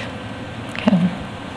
I know it's a considerable amount of time, so I want to acknowledge that it is a more thorough process, and I appreciate the thoroughness and your desire to really get in, and also the teachers who piloted the materials, because I know that's not easy to do. I would imagine that's not easy to do one set of materials one semester and a different the next semester. So I want to just make sure that I acknowledge that your additional time and efforts that were needed to pilot these. So thank you. What kind of feedback have you gotten so far? Well, so the teacher surveys and then the observation feedback that we collected using a similar form from taking items similar to what's here in the rubric, and then community feedback, and the community feedback was much more open-ended. We didn't get a lot of responses community feedback-wise. I believe it was 9. We had materials out at all the elementary buildings and both the fall parent-teacher conferences, the spring parent-teacher conferences, and then we recently hosted an event at Ames Public Library for our ESL families, and the materials were there, and we were able to get a couple more people to comment at that event. And then, as Dr. Jones mentioned, they'll be here on review for the next week. So. I I'd like to ask a question. So we've been asking your colleagues who've been bringing materials to the board about cultural proficiency, and so I'd like to get your thoughts on these materials and your sense about their cultural proficiency. And given that we are in particular focusing on English language learners, if there are different considerations with this particular population, particularly since you're dealing with such a broad group of people, I was just interested in hearing your thoughts. Sure. With English language learners, cultural proficiency is embedded in what we're doing. And so in our rubric, we have one whole item that's all it's about, really. Item 2, instruction leverages ELL's home languages and cultural assets to make content meaningful and comprehensible. And then the sub-items, content is multicultural in nature. Students' cultural and linguistic diversity is used as a resource in the design and delivery of instruction and assessment. So not only the cultural piece, but also the linguistic piece, which is partly why we highlighted which languages are represented in Ames, because some ESL programs in Iowa don't have that diversity that we do here in Ames. So those were some of the considerations that when we first started reviewing, and then throughout, those were items that were on our form for observation as well. So I don't know. Yeah.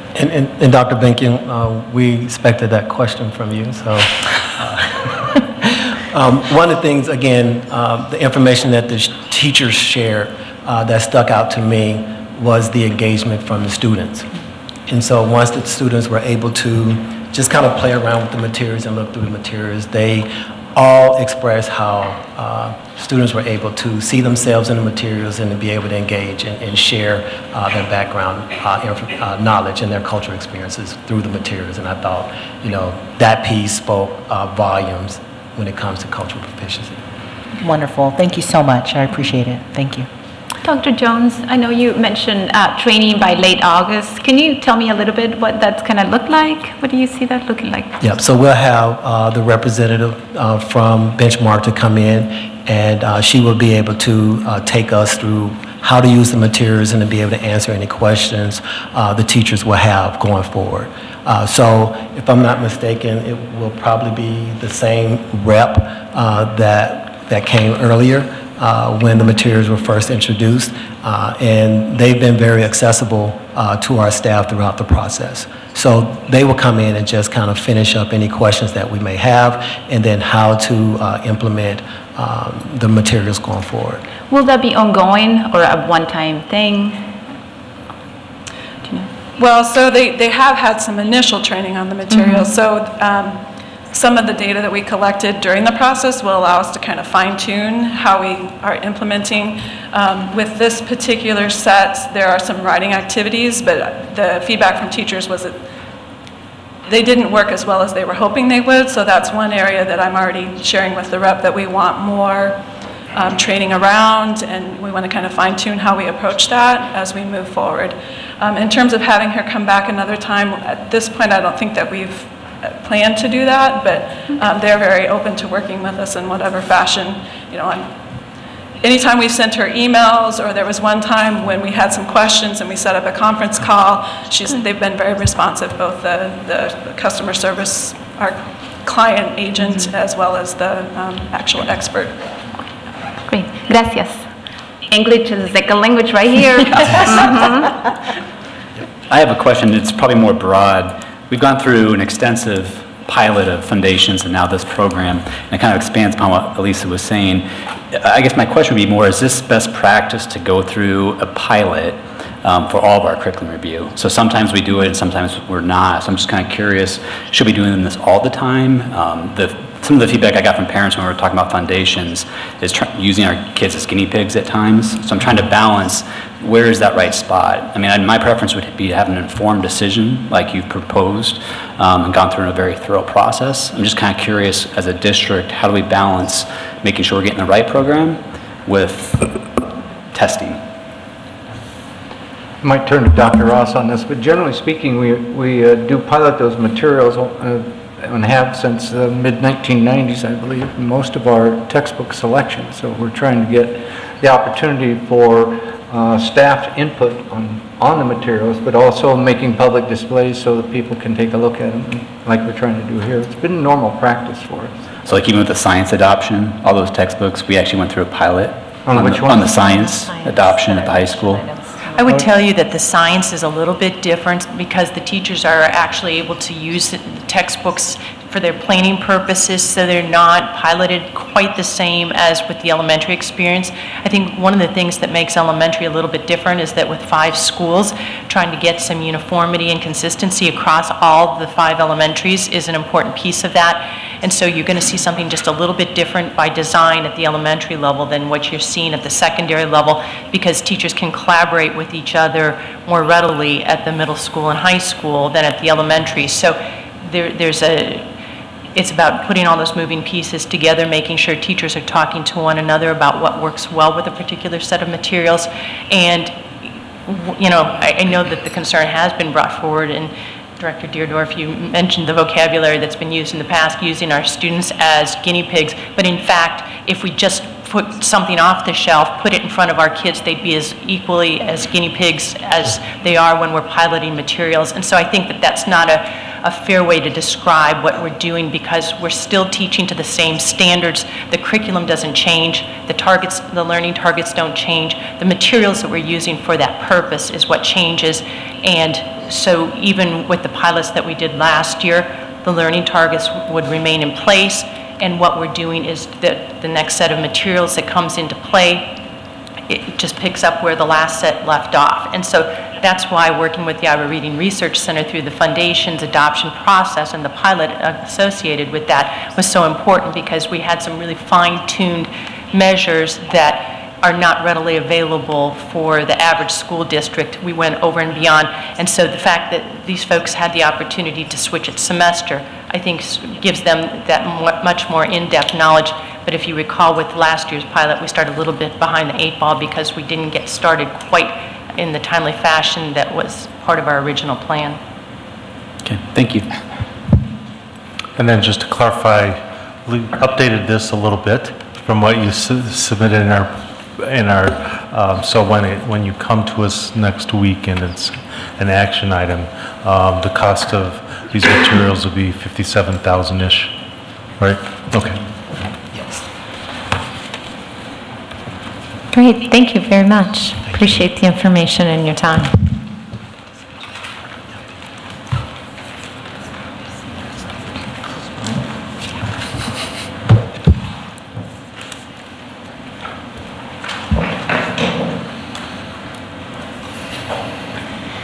Any comments from the public on the purchase of the elementary English as a second language items?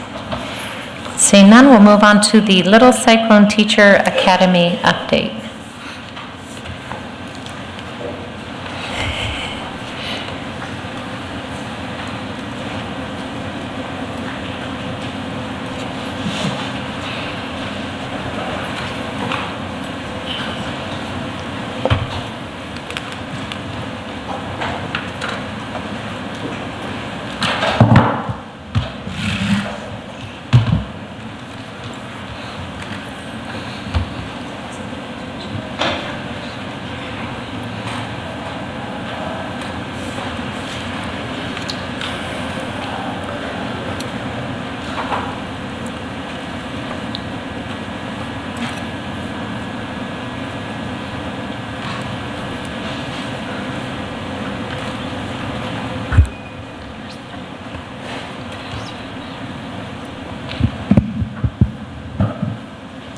Good evening. I am very honored to be here tonight. I'm Lisa Clayberg, the Teacher Leader Coordinator for the district, and I have some guests here with me tonight from the Business Engagement Collaborative so that we can really talk about one of the items that you highlighted at the beginning when you were talking to new board candidates with the collaboration that is really being done. So I have had the opportunity to work with 7 different high school students throughout this year on projects for teacher leadership. And I've got 4 of them who've been able to be here with me tonight, one who just came off the softball diamond. So we appreciate her being here, and they will share a little bit about that. One of the highlights that we really have coming up and spoke to the Teaching and Learning Committee about is our Little Cyclone Teacher Academy. And so the second annual Little Cyclone Teacher Academy will be held this August. We are really excited about that. The purpose of starting it last year really was with the teacher leadership program to be able to provide some in-house professional learning to kick off people's school year. And the idea was that, you know what, this is what we need to provide our teacher leaders. And then we kind of came to our senses and said, no, we need to provide this for all staff. So we opened it to all staff, and it was really a highly successful week for us last year, in which we had 21 different courses that were offered, and 38% of our entire staff took advantage of that opportunity. So this year, we are really excited because we have 35 course offerings this year. We have an entire week full of courses with over 30 different instructors. And in addition to that, we're going to have a blast off, which is actually going to be the Thursday before, on August 2nd, in which we will have Ken Williams, who is a nationally known speaker, come and really work with us, our entire staff, on combining the vision and mission of our district of working collaboratively together through our professional learning communities with a lens on equity. And so we are really excited to be able to offer that opportunity, and that's going to be our blast off and then roll into that following week. So you can see that we have some different strands of courses that are available to our staff throughout that week, with tech integration, PLCs, MTSS, behavior management, leadership, the gradual release of responsibility, data and assessment, and literacy, and there's a few miscellaneous sprinklings in there also. So we will have that opportunity. You can see the offerings. I apologize to those of you in the audience. That's kind of small to see, but the rest of you can take a look at that. And I just want to highlight for you a couple of the courses that we are going to be offering this year, which I think are pretty exciting, especially as we've been talking about textbooks and that adoption process.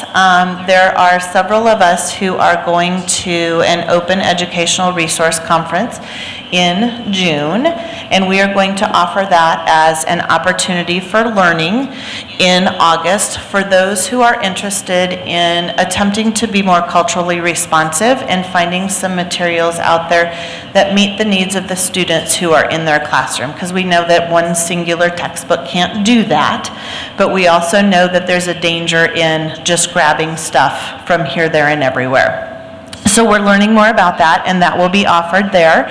We've got an introduction to work-based learning and employability skills, which Vonda Junk is going to be leading along with Amy Steenhook from the community, and making some of those community connections that we're really excited about. We have a couple different dyslexia offerings through Mary Morton and Erin Miller, who just today finished up some extra certifications through the Iowa Reading Research Center, so we're really excited about that. And then you just heard from Dr. Jones and Shaylee Santiago, along with our homeless liaison, Candace Collins. They're going to be sharing some learning around the cost of being labeled learners. And so really excited to be offering some of the different opportunities along with some of the more traditional choices that we've had in the past. So that's going to be a really exciting time.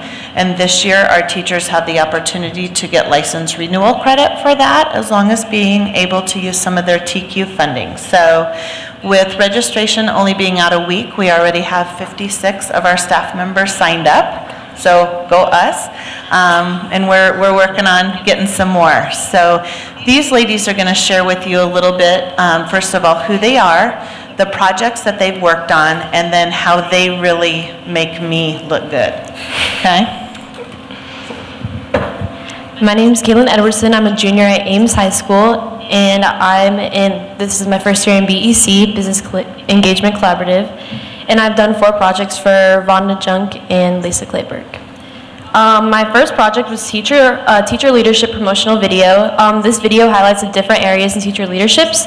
This video explores model teachers, instructional coaches, mentors, and TOSAs. In this video, I went around to all the different buildings and the teachers gave me personal testimonies that I put into the video.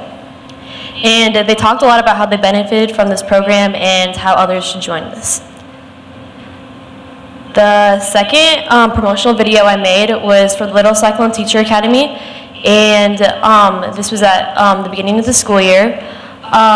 This video highlights the benefits of the program, and we also got personal testimonies that we added into the video. My third project I did for Lisa and Vonda was the video library viewing party. This event was hosted at some of the elementary schools. I partnered up with an instructional coach, and we would pick out a video and we would invite the whole entire staff from the school to come and watch. And then my last project I did for Lisa and Vonda was publicity for Little Cyclone Teacher Academy, and Savannah is going to talk about that a little bit later. What I've learned throughout my time working on these projects, I've gained so many new skills like communicating, creating videos and flyers, and planning. Doing these projects have helped me strengthen my ability to know what I want to do after high school. Thank you. I'm Summer Mohammed. I'm also a junior at Ames High School. I'm also an intern at the Business Engagement Collaborative, and I did one team project with Lisa and Vonda, which was just the prepping and planning of the Little Cyclone Teacher Academy. So the first thing I did was facilitate the SIT meeting with Scott, who isn't here with us right now, he couldn't make it. Over the SIT meeting, we went over the responses we got from the registration form we sent out to all the staff on whatever course proposals we have. We reviewed them, and we asked our teacher leaders to evaluate them and see if they can make any tweaks or adjustments to make them better, or just if they like them or they don't like them, or if they think they fit for the conference. Currently, I'm working on the designing and printing of the attendance sheets for each course,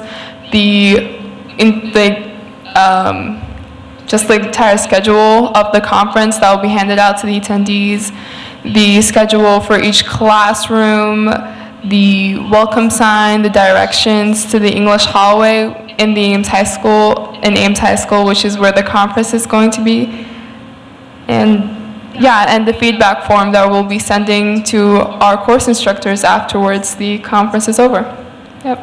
And from BEC, I learned how to organize my information in a way that I can send out the message that I intend on, just to the way I speak on flyers, on presentations and such.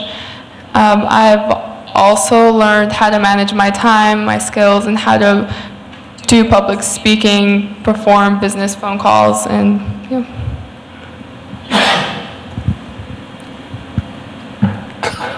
Okay, I'm Tyler Postma. I'm a senior here at Ames High, and this is my first year in BEC. I only did the one project with helping with the Little Cyclone Teacher Academy. A lot of the stuff that I did revolved more so around different registrations, so helping on the registration form that was sent out to all the teachers for them to create their course proposal, as well as creating the different acceptance and denial letters for teachers as to whether or not they were going to be teaching a course at the Little Cyclone Teacher Academy, as well as kind of working more with SCED, which was, I believe it's our first year doing that, so kind of just learning the different ins and outs of it and importing that in, so it's a little easier for attendees to kind of understand everything about the conference. My name's Savannah Perry. I'm a junior at Ames High School, and this is my first year in BEC. This was my first project with Lisa and Vonda, and my only project with them, but I was in charge of doing the publicity for the Little Cyclone Teacher Academy, so I created a registration flyer, which you can see here, and I was able to link all the flyers together and also link other aspects of Little Cyclone Teacher Academy to the flyer. So if I click down here, it takes me to the video that Caitlin created to hear from past participants about Little Cyclone Teacher Academy. If I click here, it will take us right to the schedule, which Lisa shared earlier. And then here will take me to what Tyler created on SCED. I also created I also created all the priority area flyers and every single course description flyer. So this is an example of one of the priority area flyers. There's 9 priority areas and then 35 courses. And I was able to link every single course on each priority area, so there wasn't like 50 different flyers people had to go through. So you just have to click each course, and then it will take you to a little brief description about what that course is, who's teaching it, when it's offered, and how many times it's offered as well. After BEC, I learned how to improve my public speaking and how to handle new situations and just a different perspective. And for me, being out of the classroom, this has been one of my greatest joys this year because I get to work with kids again. So this was a perfect opportunity to do that. And as you can see from their work, they make me look good. Okay, this is not me. This is them. So I greatly appreciate that. And if you have any questions, would be more than happy to entertain them. This is amazing. Congratulations. Amazing work. I'm really very impressed. Good for you. I don't even know what SCED is, so now I'm going to go home and look that up. So, but I some of it looked really interesting. I was wondering, could board members attend? Can we come? Board members are more than welcome to attend, and what I will do is I will send you the link to register on SCED. Okay. Thank you. I know, and you can see all the flyers too. I'm so proud of our high school students. You guys are amazing. You've done wonderful work with this, and this is just, wow, this is great. Thank you so much for everything that you've done. It's very impressive. It's so neat. That form, I just want to go home and play with it. Just click here and click there, send me here. It's really, really neat. Thank you. And what's really fun is just to be able to see these are just a few of what is coming through our school system. And wow, we should all be very proud of what's happening. I saw a t-shirt, I saw a t-shirt recently. It was about children, and it said, "You are the ones we've been waiting for." And that's the truth. I commend our staff because we've all heard about the Business Engagement Collaborative, which I know Vicki Hales is not here, but you have utilized incredible talent here to also now pay it forward with the rest of our staff, the 56 that have already signed up and the more that are that will come. And so I think that's really impressive. Not only the work, the branding on this is impressive, but the manner in which you have all are impacting the rest of our district, because you are making this so user-friendly to really be able to get out to the rest of our staff. So thank you, and whatever you're choosing to do, well, some are juniors but a senior, good luck, because you have bright futures. So thank you very much, and thank you, Lisa, for working with them and providing the leadership with them to accomplish this. Thank you. Thank you.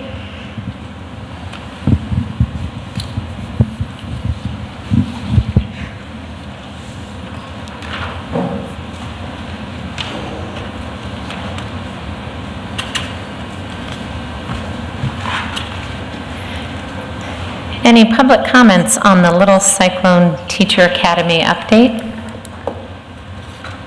Seeing none, we'll move on to the new tennis court lighting. Jerry Peters.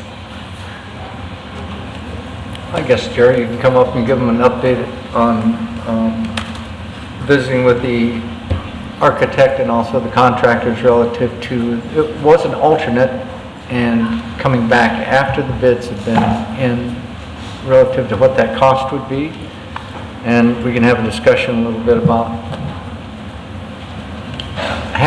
doing that with Pebble Funds, let's put it that way. Yeah, when we selected the low bid contractor, he also partnered with the low bid electrical contractor.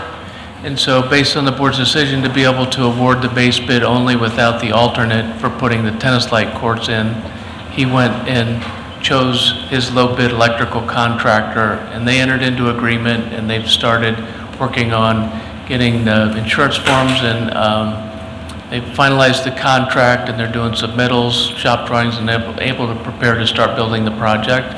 When I went back to the contractor and asked him if he would be able to honor his alternate pricing for the bid to add the tennis court lights, he wasn't able to do that because if we had awarded it with the base bid and the alternate at the time that the bids were received, he would have partnered with a different electrical contractor who had a lower price. So the bids were close enough that it can vary that much. So as a result, in order for him to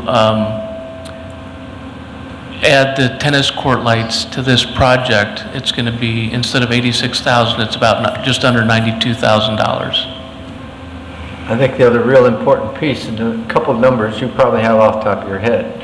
What was the budget for the tennis court project, and what did the bids come in at? Because we were looking at not adding the alternate because it was going to take us considerably above our original budget. Yes, I think I have that in the board agenda form. The construction budget was $1,220,000. The base bid plus the alternate was, for the low bidder, was $1,560,000, which is about $340,000 over what we had budgeted. Without the base bid, or with the base bid only, without the alternate, we would have been we are $254,000 over budget. So the discussion at that time was not going with alternate one, which was the addition of the lighting. And then went back to facilities committee and the discussion turned back to let's add the lighting back in. And I know one of the people in that meeting was Spence. And right away when Spence was thinking, as he normally would, about being over budget and adding the alternate back in was going to only add to that, he was immediately thinking about, well, for the first 3 weeks of tennis season, it does get dark pretty early. If we just shift our starting time for our tennis meets, we can fit them in. That's one way to at least save the money, but it also comes into play with the city. Go ahead, Jerry. Yeah, I think with what I learned looking into this a little bit more, it's initially when tennis starts right after spring break, the days are still kind of short, so it gets dark earlier in the evening. And so a couple things happens. One, when they're doing competitions, it can run late, and so then there's a need for the lights. That can happen less than a half a dozen times maybe in the springtime. So with that, it really becomes kind of a struggle. Where do we find the balance with, is this a prudent way to spend the money? In digging a little bit deeper, I also learned that when they aren't competing, they're practicing. And so the boys and the girls have to practice consecutively. And so in order to make that work during that time of the year with the earlier evening, they stagger the practices. So the boys can go for practice and the girls do a short practice. And then they alternate that each day. So I learned, a little bit more that the lights can be beneficial for several weeks during that early part of the season. Go ahead. One of the things that the committee discussed was something we talked about when we the board discussed this and voted on it last time, was that move forward with the project, and down the road we can look at putting the lights in later. But at the board meeting, I think it was Chris and yourself brought up the fact that if we did it later, next spring, following fall, whatever, the cost of doing that installation probably would be more than if we did it while they're there this summer doing the construction. Can you speak to that a little bit? It seems like anytime you postpone something, the costs are more likely to increase than decrease. And it's more likely to increase rather than stay the same. And I think we've kind of experienced that from a kind of a little bit of a different twist in the bidding results. But I think, even if we do that in the next spring, to be able to install the lights, we can expect more cost.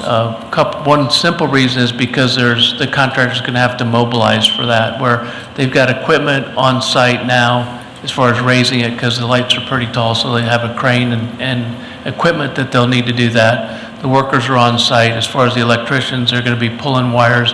They're They're already on site doing electrical work, so they don't have to mobilize and remobilize for that, as well as installing the panels and the equipment and so on. So there's some efficiencies in getting the work done during the construction of the project. Have you got any feedback from any of the neighbors on Eisenhower about the lights? Yeah, the I think potential of it. Yeah, we received some question from a neighbor that's kind of behind this building here. I thought he was closer to the tennis courts, but he was just asking for some clarification about, he was concerned about the lights burning all night long. Yeah. My approach with the tennis lights would be similar or match the process that we use over at the existing courts, and also model the city ordinances in the parks. They shut the lights off at 10:30 at night. So we would have the timer set so that the lights wouldn't go on past 10:30 at night, unless there was another decision to be made to shut them off sooner. So we had, Louis and I, in our public committee, had a great discussion about this the last meeting. I guess my hesitation in the previous vote of not supporting the alternate was, one, it was already over budget, and then two, really what's the opportunity costs, $92,000. My opinion after talking to Spence prior to that meeting was, it'd be nice to have, but not needed. So I'm struggling with already being over budget, asking for another $92,000, is this the best use of our money? And I know we have contingency funds in place. I'm just trying to think ahead for the high school project. Is there $100,000 that we better spent in that project and then postponing this? And I realize, as Director Ross was saying, it's going to cost more down the road, whether it's next year or 5 years down the road. I'm just struggling to know what the right decision here is, because I'm still kind of on the fence of what to do. That's the dilemma, yeah. I don't. Because it sounds, what I'm hearing from Dr. Taylor, it sounds like Spence says we can accommodate not putting it in, but it would be nice to have. So I guess, Dr. Taylor, do you think we should spend this money? I'm just struggling where to go with this. I'd come back to jury on this budget, and if it's there and you don't think it's going to stress our contingency, I would add them at this point, as opposed to doing it later. And I do agree with you, Luke. I know that when I talked with Spence too about that, he was indifferent, but he was in a situation where he's thinking, as I would have, well, we need to reduce our expenditures here so that we're not so far over, and automatically he just went to that thought, which is, well, just shift the meets sooner, because he only figured it was like for about 6 weeks or something like that. So, yeah. But it does put a cramp in the style. If the board, if it would come down to your decision with your budget, and if it is not going to stress your budget, now would be the time to add things almost any time, right? Yeah, at this point, between the contingencies that I've been carrying forward from previous years and the amount of money that we've actually been able to apply to the contingency, I think we can stomach that here. I couldn't do that every year, and I think we're really experiencing a nice situation because of the amount of improvements that we've had in the buildings, and the state of our buildings is fairly new, so we aren't really stressed with these projects that we want to apply with contingency or the maintenance cost. So that's not going to happen forever. In fact, with the middle school, that's starting to get to the point where we're needing to put some attention to it. So I think we kind of have kind of a nice opportunity here to be able to go ahead and do this. If we don't do this, I think I think the kids will suffer somewhat because of kind of a strained practice schedule that they're experiencing, and then the inconvenience or the playing in the dark or having to cancel the competitions and reschedule and so on. And I don't recall at our Pebble meeting any reference whatsoever to moving practice up earlier or competitions, definitely, because that involves another school coming here and competing earlier. In addition, it's really the competitions that are the issue regarding running very late, because if there's a weather delay because of lightning and thunder, there's an automatic stoppage for a certain period of time. So that competition has to stop, and you can't restart until I think it's at least an hour. Same for soccer, same for swimming. So that's what delays things, and that's where the lights really come in handy. And I also was under the understanding at our Pebble meeting that, that Spence wanted to, move forward with getting the lighting done for next spring. I don't recall, that being the case. In addition, I spoke with the athletic director, and he said, let's get it done now. The kids need it next spring. So those are the conversations that I've had. Do we have an idea of how much more it would cost if we were to put it off? I mean, are we talking a few $1,000s? Are we talking tens of thousands of dollars? I don't think it's not going to, cost isn't going to double. It's going to increase incrementally. I'd just shoot for 3 to 5%, if we wait a year. I wouldn't expect it to be much more than that, so. One more thing to add on the PEPL revenues is, as you know, Jerry does his PEPL budget out 5 years, and so he had that cost built into the tennis courts. And while we try to be as reasonable as we can in our estimates on valuation increases, we're also fairly conservative. So I have, I think, 2.6 or 2.7% built in for valuation increases out through the life of the PEPL, and this year our valuation increases were over 7%. So that is a direct increase in PEPL revenues. So between his contingency and additional revenue that he didn't think he was going to have when he did his budgets, I feel very comfortable that it would be doable within his revenues. Is that a fair statement? Yes, I track the expenses a lot more closely than I do the revenues, so I want to make sure I get the minimum revenues, but really touch those expenses. We work well together. Jerry, I have a couple of questions about the being a good neighbor. That's been something that's kind of come up, through at least my time on the board. And I want to hear some more about the lights and how it impacts the neighbors. Could you speak just a little bit more about it? 10:30 seems late to me, but maybe I'm old.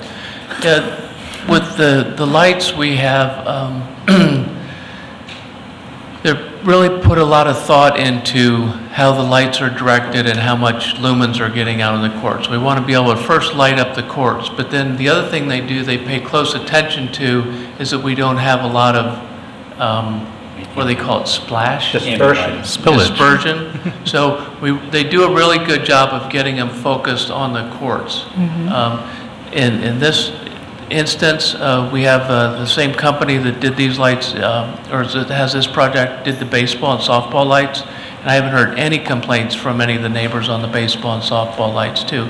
It's the same thing. They take a really forward approach to being able to get the light only what they need, exactly where they need it, and so there's not a lot of dispersion. And so are they on all day long? Like, when do they come on? No, the lights, we'll take and put them on a schedule, and then we'll also utilize photo cells. So the lights won't come on until it gets dark enough, and then we can schedule them so that they'll be on or off at a certain point in time. So, for instance, if we could schedule them to be on from noon until 10:30, and then that's secondarily controlled by the photo cell. So only when it gets dark will they actually turn on. And we can schedule them to be on from noon to 10:30 from Monday through Friday, and we can have them off on the weekends. Or, however you want to flavor it, you can go ahead and schedule that or program that accordingly. I guess that's kind of what I'm asking. So the lights aren't going to just be used for games. They're just going to be on because these courts will also be open to the public. Is that correct?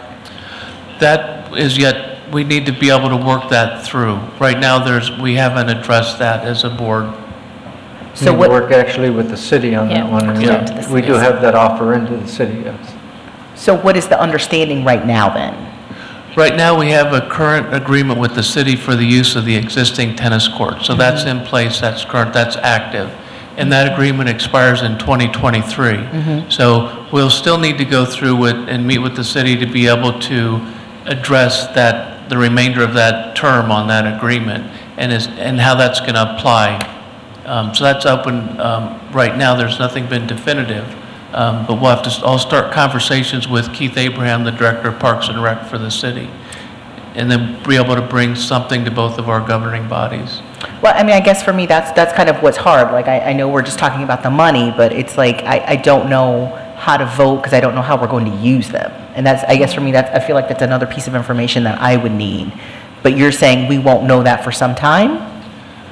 It's on the list. Okay. Do you see what I'm saying? It's just a question right? of time, yeah. We do have a letter into the city manager identifying the idea that because we're under an agreement with them on the existing tennis courts at the high school facility, we could just reverse the conditions of that particular agreement where we are the owner at the high school, or up here, and then we're into a shared arrangement. The other offer that I made to them is for community use without the contract, which would then allow them essentially to get out from that expense themselves.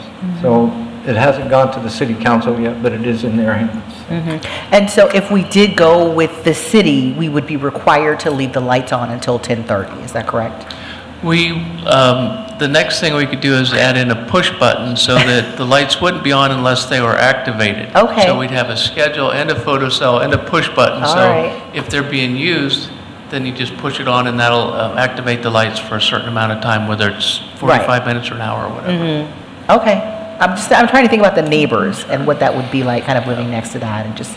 Yeah, I certainly don't want to have the lights on just for the pleasure of having the lights on. Sure. Only with the purpose. But right now, your thinking is that the tennis courts will be available to the public as well. That's the sense.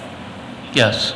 I'll have to get consent, But direction from the board, but yeah, I don't see any problem. We have to have discussions with the city. And Mayor Hala and I, 4 hours ago, said we need to discuss tennis courts. So we're meeting next week because the letter did go to the council and the mayor and the city manager, but that's where we are at this point. And will we have those answers before we have to bring this back to vote?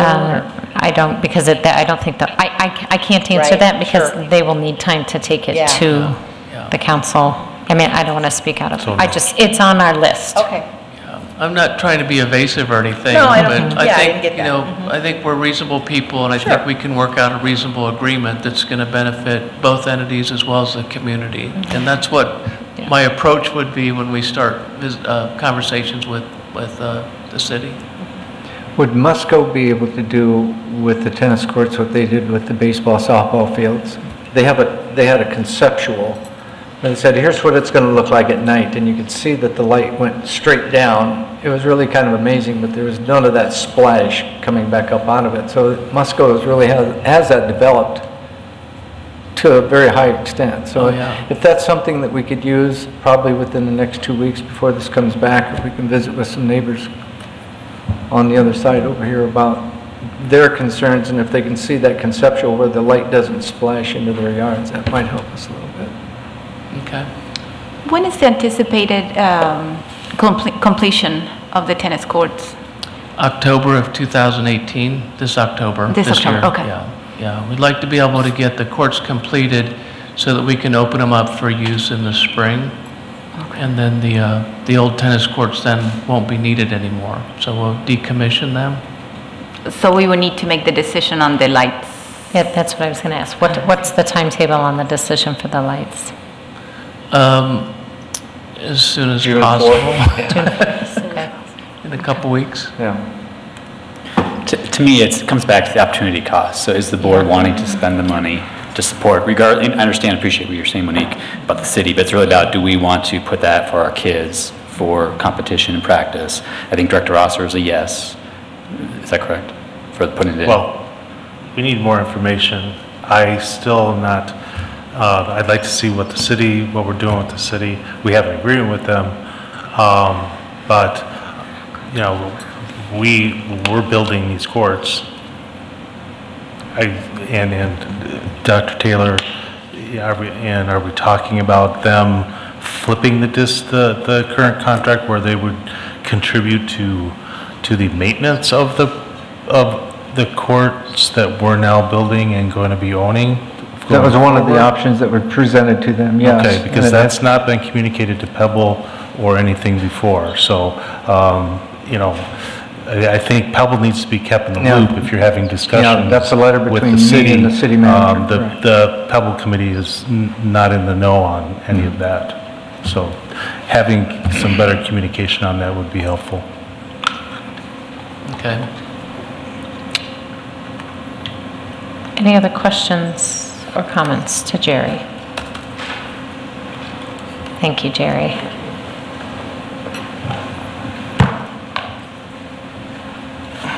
Any comments from the public on the tennis court lighting?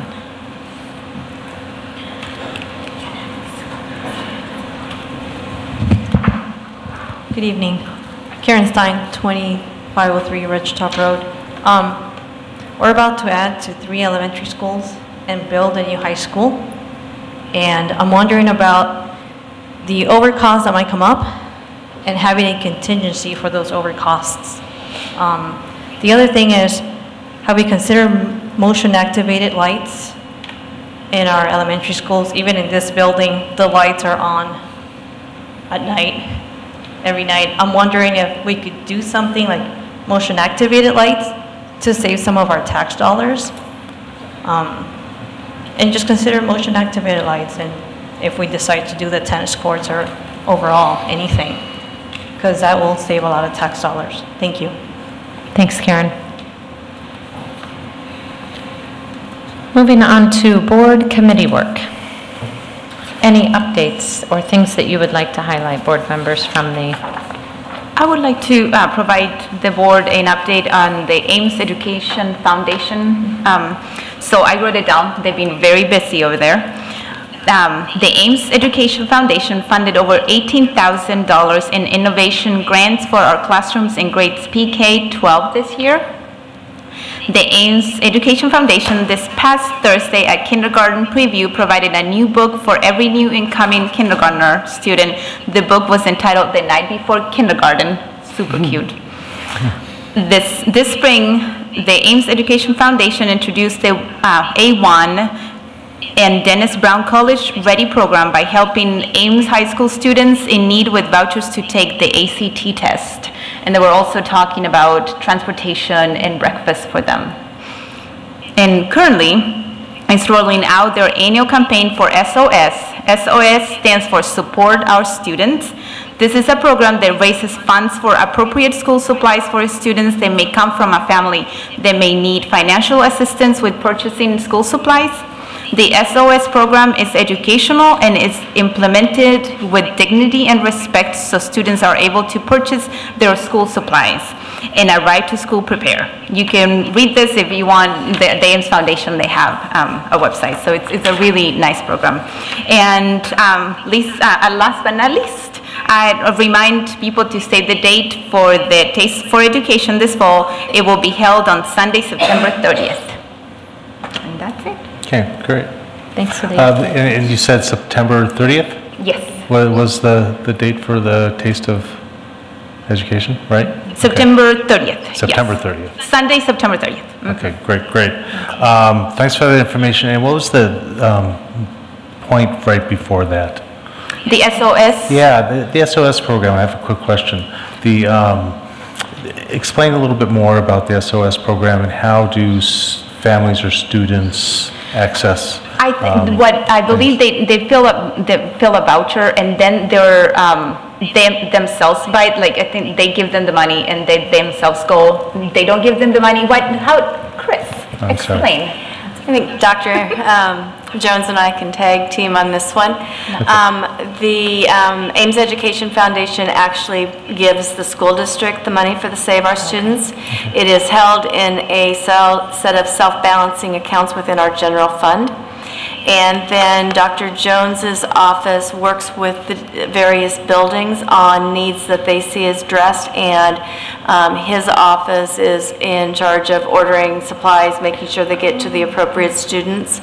So it's not something like money passing directly through to families or students. I wasn't assuming that. So Dr. Jones probably could add a little bit more. I know I've seen, it's not just necessarily supplies, it might be necessities of life. That it's a variety of things. I think we're going to hand him a microphone so he can help me with it. I'm more familiar with the finance side of it. Yeah, and I wasn't really interested in the finance side of it. What I was interested in is how people access it, because I know the Ames Foundation does a really, really good job of raising funds for this particular program. And how do families access these funds? Yep, those funds are accessed through our building counselors. That's how they gain access to them. We send out information to the parents, and they contact our counselors within the building with their needs. And I'll tell you, it has grown. We've improved the way we hand out the information to parents. I've seen it grown from parents getting the funds at the beginning of the year, lining up in the office. And so we've done a better job of making sure that we protected those families as far as being exposed. And so what we've done is now there's an online process to where information is passed to those families. Those funds, so there's no passing of the money. What we do, we have an account with Target. And speaking to Ann Arbuckle, and I mean, she's very passionate about this particular fund. She wanted to be able to give parents ownership to be able to shop for their own materials. So unlike the back to school event where they come and they grab supplies for their students, this particular funds give the ownership back to the parents so they can go shopping with their kids and they can pick their own school supplies. So it's not school supplies that look like all the other students. You know, when I was in school, you used to get the green, you know, you have a green book bag, and everybody knew that you had a book bag from the public funding. And so her heart behind the SOS funds is to give ownership back to the parents so they can experience going to shop with their kids. So it's a very wonderful program that she has. Sounds like some ownership and some dignity. Yes, absolutely. Thank you. Thank you both for covering for me. Annie Arbuckle, she said, "Do you want me to come?" I said, no, go to the band concert. Well, I guess I did need her, so thank you. Thank you. Any other committee updates? We had a SIAC committee meeting. I don't know if you want to talk about that because you did a little bit more in there than... I actually put it on my notes for items from the board, since it's not technically a board committee. So, I mean, we have representation, so yes, I will. It's on my list. So thank you for mentioning it. Any other comments? None? Any comments from the public on board committee work? Seeing none, we will move to the public forum, and Mr. Jakobsen is signed up to speak.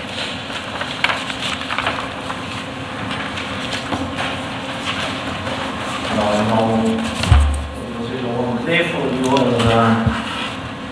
and you'll be tired and kind of try to sleep, and I hope that I'm going to save a copy. Last 70 years, like most of my family was killed by Nazi Germany, like approximately 80% of it. What is rest was sent to labor camps and prisons. So when my father came back, he found from his Jewish men's school, it's called yeshiva, only three people, and it was 250. Life expectation for the Russian man in 60 years. 9 from 21, my classmate, already died.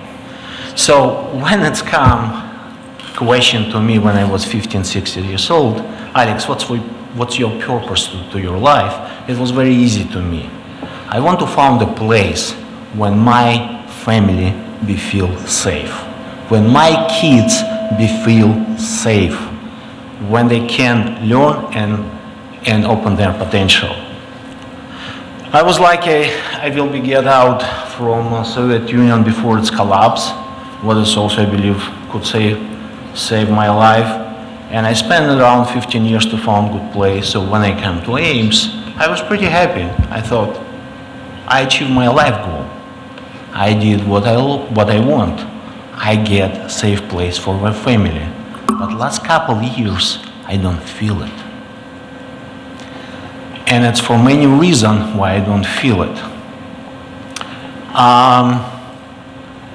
I don't want to go to all details, you probably know them, but when children stay outside of the transportation, and it's, to me, it's children negligence and district totally ignore it, and when we come parents by parents and ask about the safety, it's all, no, you're individuals, you're separate parents. We don't going to care you.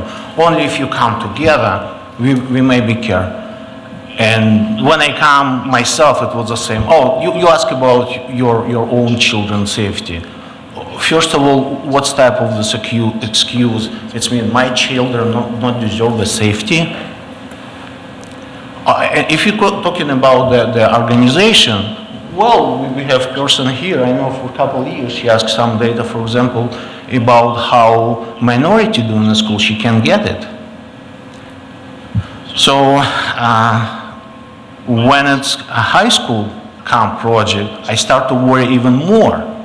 Because like a person who spent 7 years on the security job for public schools, specifically for public schools, you can accept me like expert, that's fine, but at least I have the question that needs to be answered. But it's again, oh, you ask about your own kids. First of all, what type of question? Why my kids doesn't deserve a safe place? And now it's not about my kids, it's about all kids who will going to high school. So, and I receive the threats to asking these questions. I don't know exactly why it's happened. It's cultural language barrier, or really people try to hide something. I have no idea and I don't care. And somebody told me it's maybe because too much money involved. And I say, I don't care about the money, I more care about this kid safety. So I know threats are real. My friend, he did have business in Iowa, was locked for 27 years. And president themselves, President Trump, need to be unlocked him after 8 years. And he is also Daniel, my middle boy, godfather. So I know that it's real. But if I give up on it, I will feel my life just be waste. I will feel I can achieve my life goal. So you can continue to threaten me to put me in a jail or arrest me, but it will not work. If I scare, yeah, I scare because, like I told you, I see my friend who have pretty wealthy, who's pretty wealthy anyway. He was locked in the prison. But if it stopped me, no, it will not stop. So I don't know what it's been next level of this situation. But I believe my question, even I ask it's like individual, was really legitimate, sorry, I told you tired, look at me now. So legitimate, and you should answer it because it's first of all safety. This is what I care, safety first, education, and only after money. Excuse me, Chair, I believe he's exceeded our time for comments. I know, you really Thank you. all the time. Thank you. You're very welcome. Sorry, guys. Moving on to the consent items. Take a motion for consent. Second. Motion by Deerdorf, seconded by Rosser. Consent items include the minutes from the meetings held May 7th, 2018, claims and payroll from April, along with the financial report for April 2018 from Chris. There is a personnel report, and you may notice that we're getting into that transition period with our educational assistants. There's about a 30% turnover rate there, and we expect resignations in the spring and lots of hiring in the fall. They're kind of more temporary positions. Lots of it is associated with our college population. The continuous open enroll, there are contracts and agreements, including one with ISU for the use of the cross-country course. The lease agreement with Harvest Vineyard Church for a homeschool assistance program, contract extension with Chartwells, the UPN IP block agreement from Carl Heron, civil engineering professional services agreement with Snyder and Associates, and also Shaylee Santiago, who was here just a little while ago with the ESL materials that she's seeking permission for disposal. Moved by Deerdorf, seconded by Rosser. All those in favor indicate by saying aye. Aye. Opposed, nay. Passes 6-0. First action item. Middle school science resources. I move the board approve the purchase of new curricular materials for the 6th and 7th grade science courses. Second. Moved by Deirdre, seconded by Colton. Discussion. I actually would like to make a comment on the resources. These are the ones we looked at out in the hall, right? Yep. Yeah. So I wish Kari was here, as well as the other teachers. So, you know, I asked the question about cultural proficiency. I know that the question was also asked, I guess in TLC, you asked about that. And so my comment is really related to this one and the next one, which I know we're not yet, but I won't make the comment twice. So I took the opportunity to come and look at the materials that were here on public display. I invited Dr. Michael Young to come with me. So he is a professor at Iowa State, and I'm going to get it wrong what he does, and I apologize to Dr. Young, but I think he's an expert in teaching math to I want to say it's black boys, but I could be wrong about that. But he teaches math equity kind of, and so that's his expertise. So I asked him to come with me and to help me go through the materials to really look for whether or not these books would in any way kind of meet whatever standards for cultural proficiency, since it wasn't really clear if that was the reason they were selected. So I don't want to speak for Dr. Young, but I will say that he and I sat down, we went through the science books and we went through the health books, and we actually both went and spoke to Kari about it, and we were really impressed with what we saw. We were really glad to see that the books were, at least on the surface, representative of the kind of depictions we wanted to see in a modern textbook, right? Understanding that no textbook is perfect. Dr. Young in particular was focused on really seeing many examples of people of color, women, young girls, people from different backgrounds being in leadership positions and engaging in a variety of professions. And so it was really nice to see. And I wanted to at least tell the board, like, not that you should substitute my judgment for yours, but that I was pleased with what I saw. Dr. Young was also pleased. Now, I'm not a content expert, so I can't speak to the content, and I'm going to rely on the professional's judgment that these were the best books. But in terms of that concern about cultural proficiency and cultural relevance, I was actually impressed with what I saw. Thank you for taking the time to do that, because I was one of the people that asked about that. That's right. Mm-hmm. And I know Kari was going to come back and talk to us about it after meeting with her group. So I'm pretty relieved to see that you were impressed with that. That's really good. Thank you. Yeah, I want to say it was the science book, but one of the things that struck me was the glossary was in English and in Spanish. And I think what I really appreciated about that is I know sometimes for the concepts that are a little more advanced, if you can present it in a language someone is maybe a little more comfortable with, it facilitates their learning.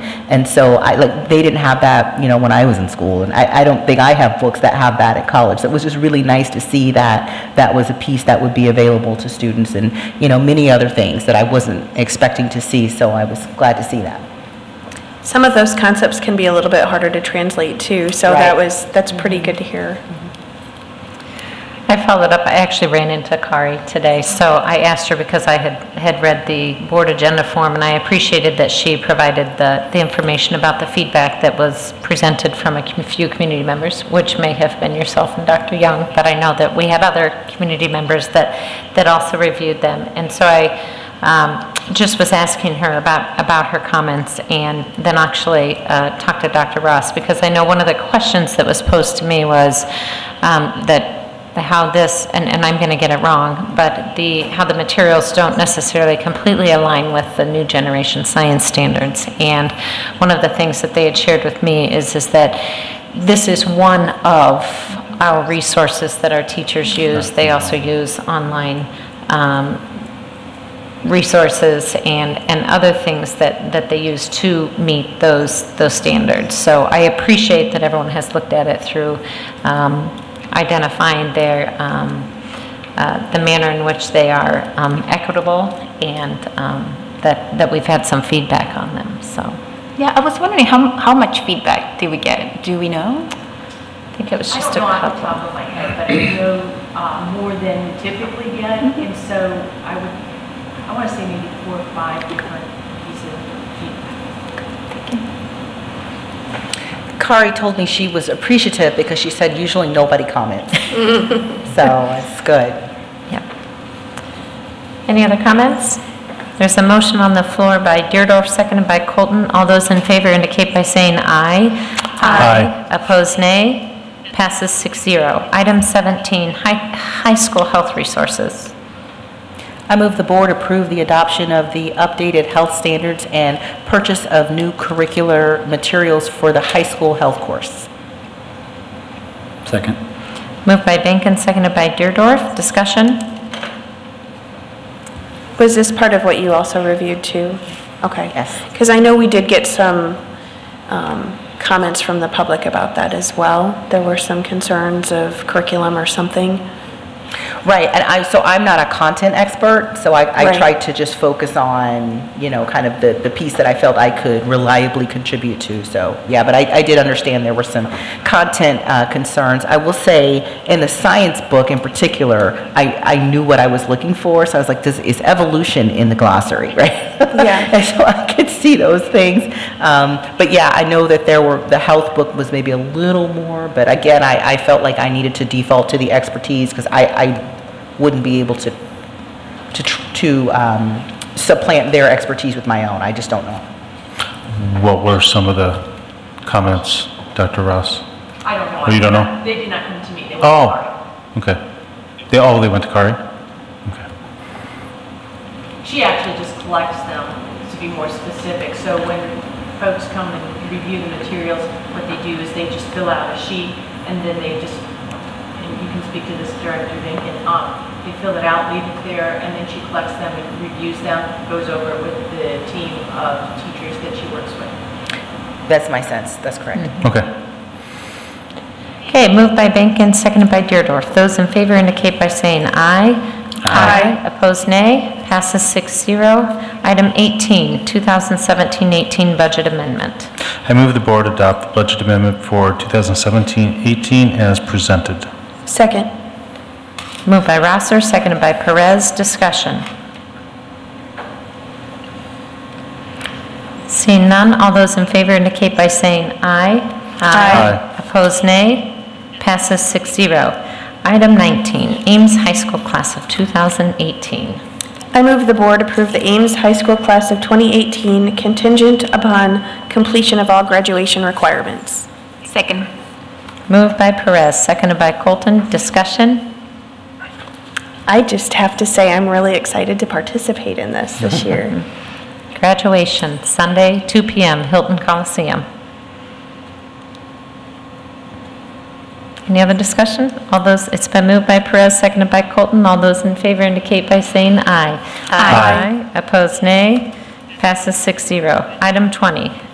I move the board approve the master contract with Rosalind Mackey Harris Architects for professional design services for various projects selected by the district on a per-project basis. Second. Moved by Rosser, seconded by Deerdorf. Discussion? Do you want to give just a little description to folks of what we're looking at here in case they didn't see the board agenda form?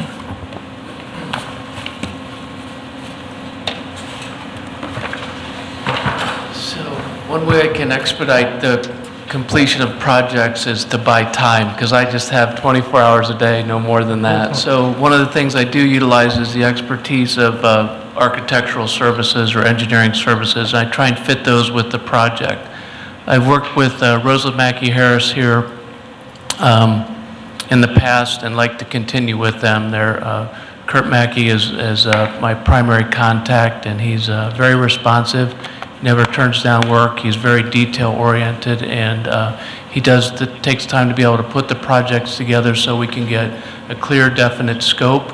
We're able to take it out for bids as appropriate, and these are small projects, so they're all going to be under the $135,000. We've developed a pretty smooth way of being able to work through these projects and work together so that we both use our time efficiently and economically. Great. Any questions or comments? Moved by Rosser, seconded by Deerdorf. All those in favor indicate by saying aye. Aye. Opposed, nay. Passes 6-0. Item 21, 2018 high school tennis courts electrical facilities easement. I move the board approves the electrical facilities easement with the City of Ames for burial electrical facilities for the new tennis courts located at 2005 24th Street. Second. Moved by Rosser, seconded by Deerdorf. Discussion. I'm confused, I'm sorry. I don't know why. We're not voting on what we discussed earlier. But isn't this related? No. No. Okay, Give us a little. It's an electrical easement, but go ahead, Jim. So we have electrical lines that begin at the transformer behind this building. They go across the yard over to the concession stand. The concession stand then feeds the electricity at the concession stands as well as the press boxes and the ball field lights. Just so happens that we didn't put that in the right place, or it's going to be underneath the tennis courts. So the city's requiring us that we relocate those. Because the city provides the electric service, the school district provides an easement for that electric service corridor, and there's a water service corridor or that aligns with that too. So this is a formality about adjusting the easement because we had to adjust the location of the electrical services and the water service. So they've already been moved? No, not yet. Okay. But we're going to move them. We promised to move them as part of the project. So that's underway, and now it's a formality of just documenting this easement. Okay. It's a common practice. We've done it with the shared use path at the middle school in the past, and whenever there's an easement that we have to adjust because of a project, then it's kind of a formality, just to keep the record straight. Thank you. Those in favor indicate by saying aye. Aye. Opposed, nay. Passes 6-0. Item 21, appointing a director to a vacant seat. I'll entertain a motion. I move we appoint Alan Beerbaum to our 7th seat at the school board. Second. Moved by Perez, seconded by Colton. Discussion. All those in favor indicate by saying aye. Aye. Opposed, nay. Passes 6-0. Come on up.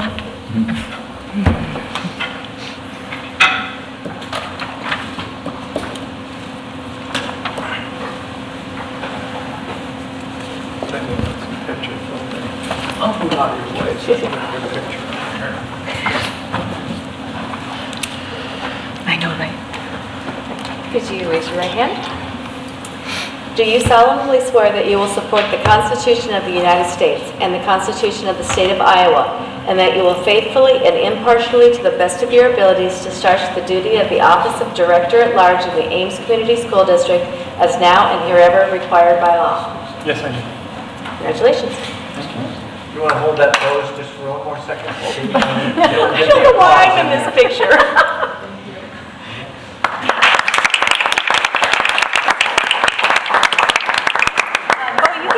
You can sit down now.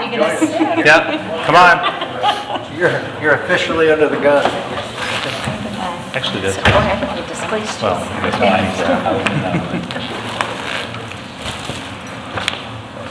And we're going to have to Yeah. Be a bad joke to add a whole other page to the agenda. I'm kidding. Thank you. Add a whole other page of the agenda. All right, items from the board. Welcome to the table. I was reflecting that we haven't even discussed about how we're going to get you onboarded here, so we will work on that. So, but welcome. We're thrilled to have a 7 board member. I've had to put the number 6 at the top of every one of my agendas so that I would say 6 and not 7. But we're thrilled to have you on board here, Alan, and to learn in all the different ways that you can help us as we discuss and provide leadership for the district. Thank you. I'm glad to be here. Great. Does anybody have any things? I didn't make any points about the Iowa Association of School Boards legislative wrap-up during our committee session because we had some other business to do tonight, but I will give a wrap up at our next meeting. I'll be meeting with the Iowa Association of School Boards particular committee on Wednesday to really talk about some of the nitty details about that wrap up and probably look forward to next year already. I can't believe it. Good. Any other comments? I'd like to again just acknowledge all of the applicants for the vacant seat. It really took a lot of courage to put your name out there and to stand in front of the community and talk about your love for education and your passion for children. And I wish we had more seats. I want to thank everybody. I have a couple of updates. Gina brought up SIAC, our School Improvement Advisory Committee. We had a meeting 2 weeks ago, I think, and in a unique set of timing, the Friday prior, everything the intention of that meeting is for the school board to, not the school board, SIAC to identify goals. It's according to statute, and then we turn them into the Department of Ed, and they're all based on the Iowa assessments. The Friday prior to that, which Dan had already done everything he needed to do to get ready for the meeting, the Friday prior to that, he learned that yes, there's a different assessment that is going to take place in all schools across Iowa. It will happen in the fourth quarter, and we will not have the results. So this is for school year 18-19. We will not have the results until that following August or September. So when you think about this, if you're setting goals based on Iowa assessment data, when you go to set a goal, then you need to have that next set of data to compare to. We're not going to have that, and yet we're still expected to establish these goals.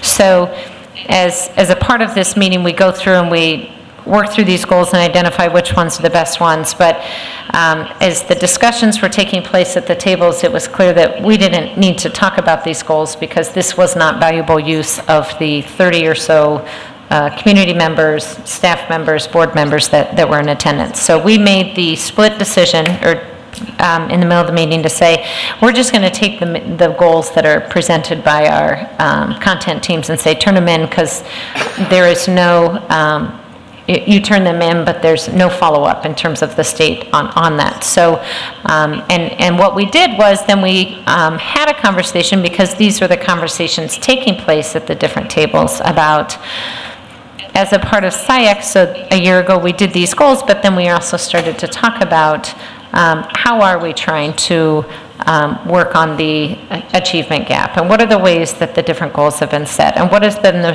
response by the district. We had students there, which was really powerful to have the voices of the students. So, so we had some really great conversations. So there were some suggestions to have a meeting then again in June sometime. Dan emailed SIAC so that, because we are in this unique time period of our district, that we have new leadership that is coming the 1st of July in two of our core places, and for the timing that SIAC needs to bring these goals, because they'll still bring these goals to us, we wanted to be able to provide that time for them to bring that information to the board, and then to have a discussion among the board members of what was discussed at SIAC and how we continue to move forward. So that is my best stab at describing that. Gina, if you want to add anything to that. There will be more information about this as we come, but I just wanted to give you just a quick update about it, because it was a good meeting a couple of weeks ago and well spent time. I thought it was pretty amazing, because we had students there and we had such wonderful feedback from the students, because one of the things that we asked them was, what do you see would be an easy change to make, or what kind of changes would benefit you as a student the most? And they had some wonderful feedback on that, just on things like it would be helpful to have people that look like me on the staff or people that I could go to that looked like me so that I wouldn't feel singled out. That was something that we had heard. So I thought it was very, very powerful, and it was amazing.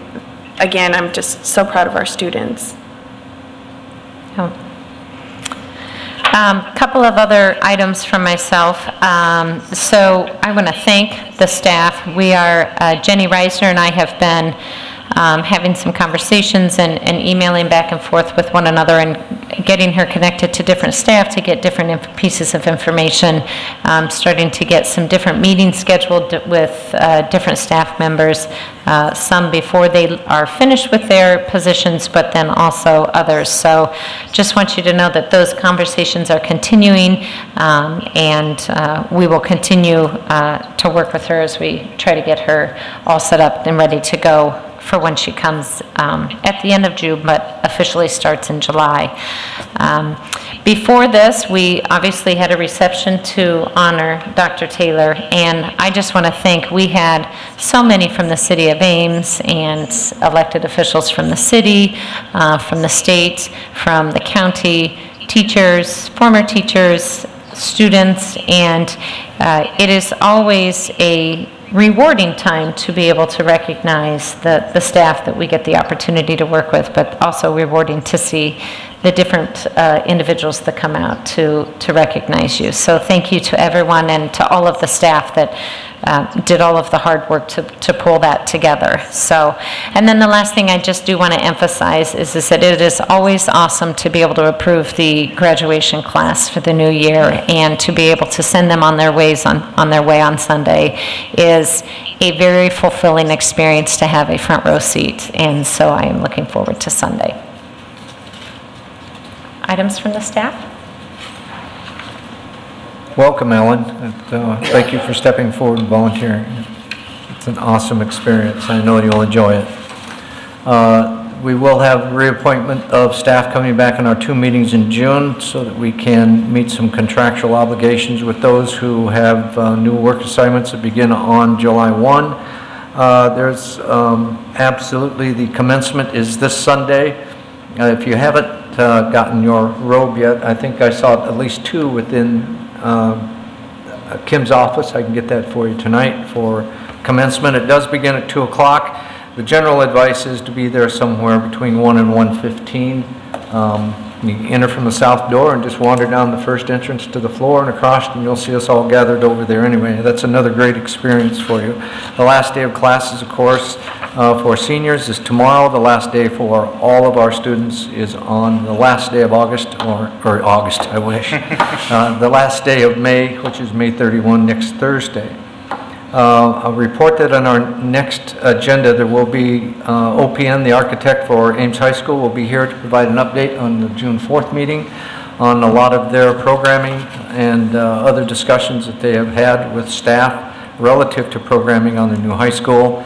You'll notice in the agenda that at the last agenda setting, board leadership and Director Perez agreed to eliminate the times. So there's no times identified on the agenda, which I thought was a very interesting change, but I think quite helpful. Colin Reichart, who is one of our teachers actually at Ames High School, was just named as the Central Region National Earth Science Teacher of the Year. And I wanted the board to know that about Colin. It kind of falls in with kind of a lot of the other accolades that many of our staff are receiving this year, which is a very good thing. The state track meet, it's been a long time, I think, since we, as Ames High School, have had a 2-time champion or a 2-event champion. Bernard Bell was the state champion in both the 100 and 200 meter dashes, which is pretty awesome.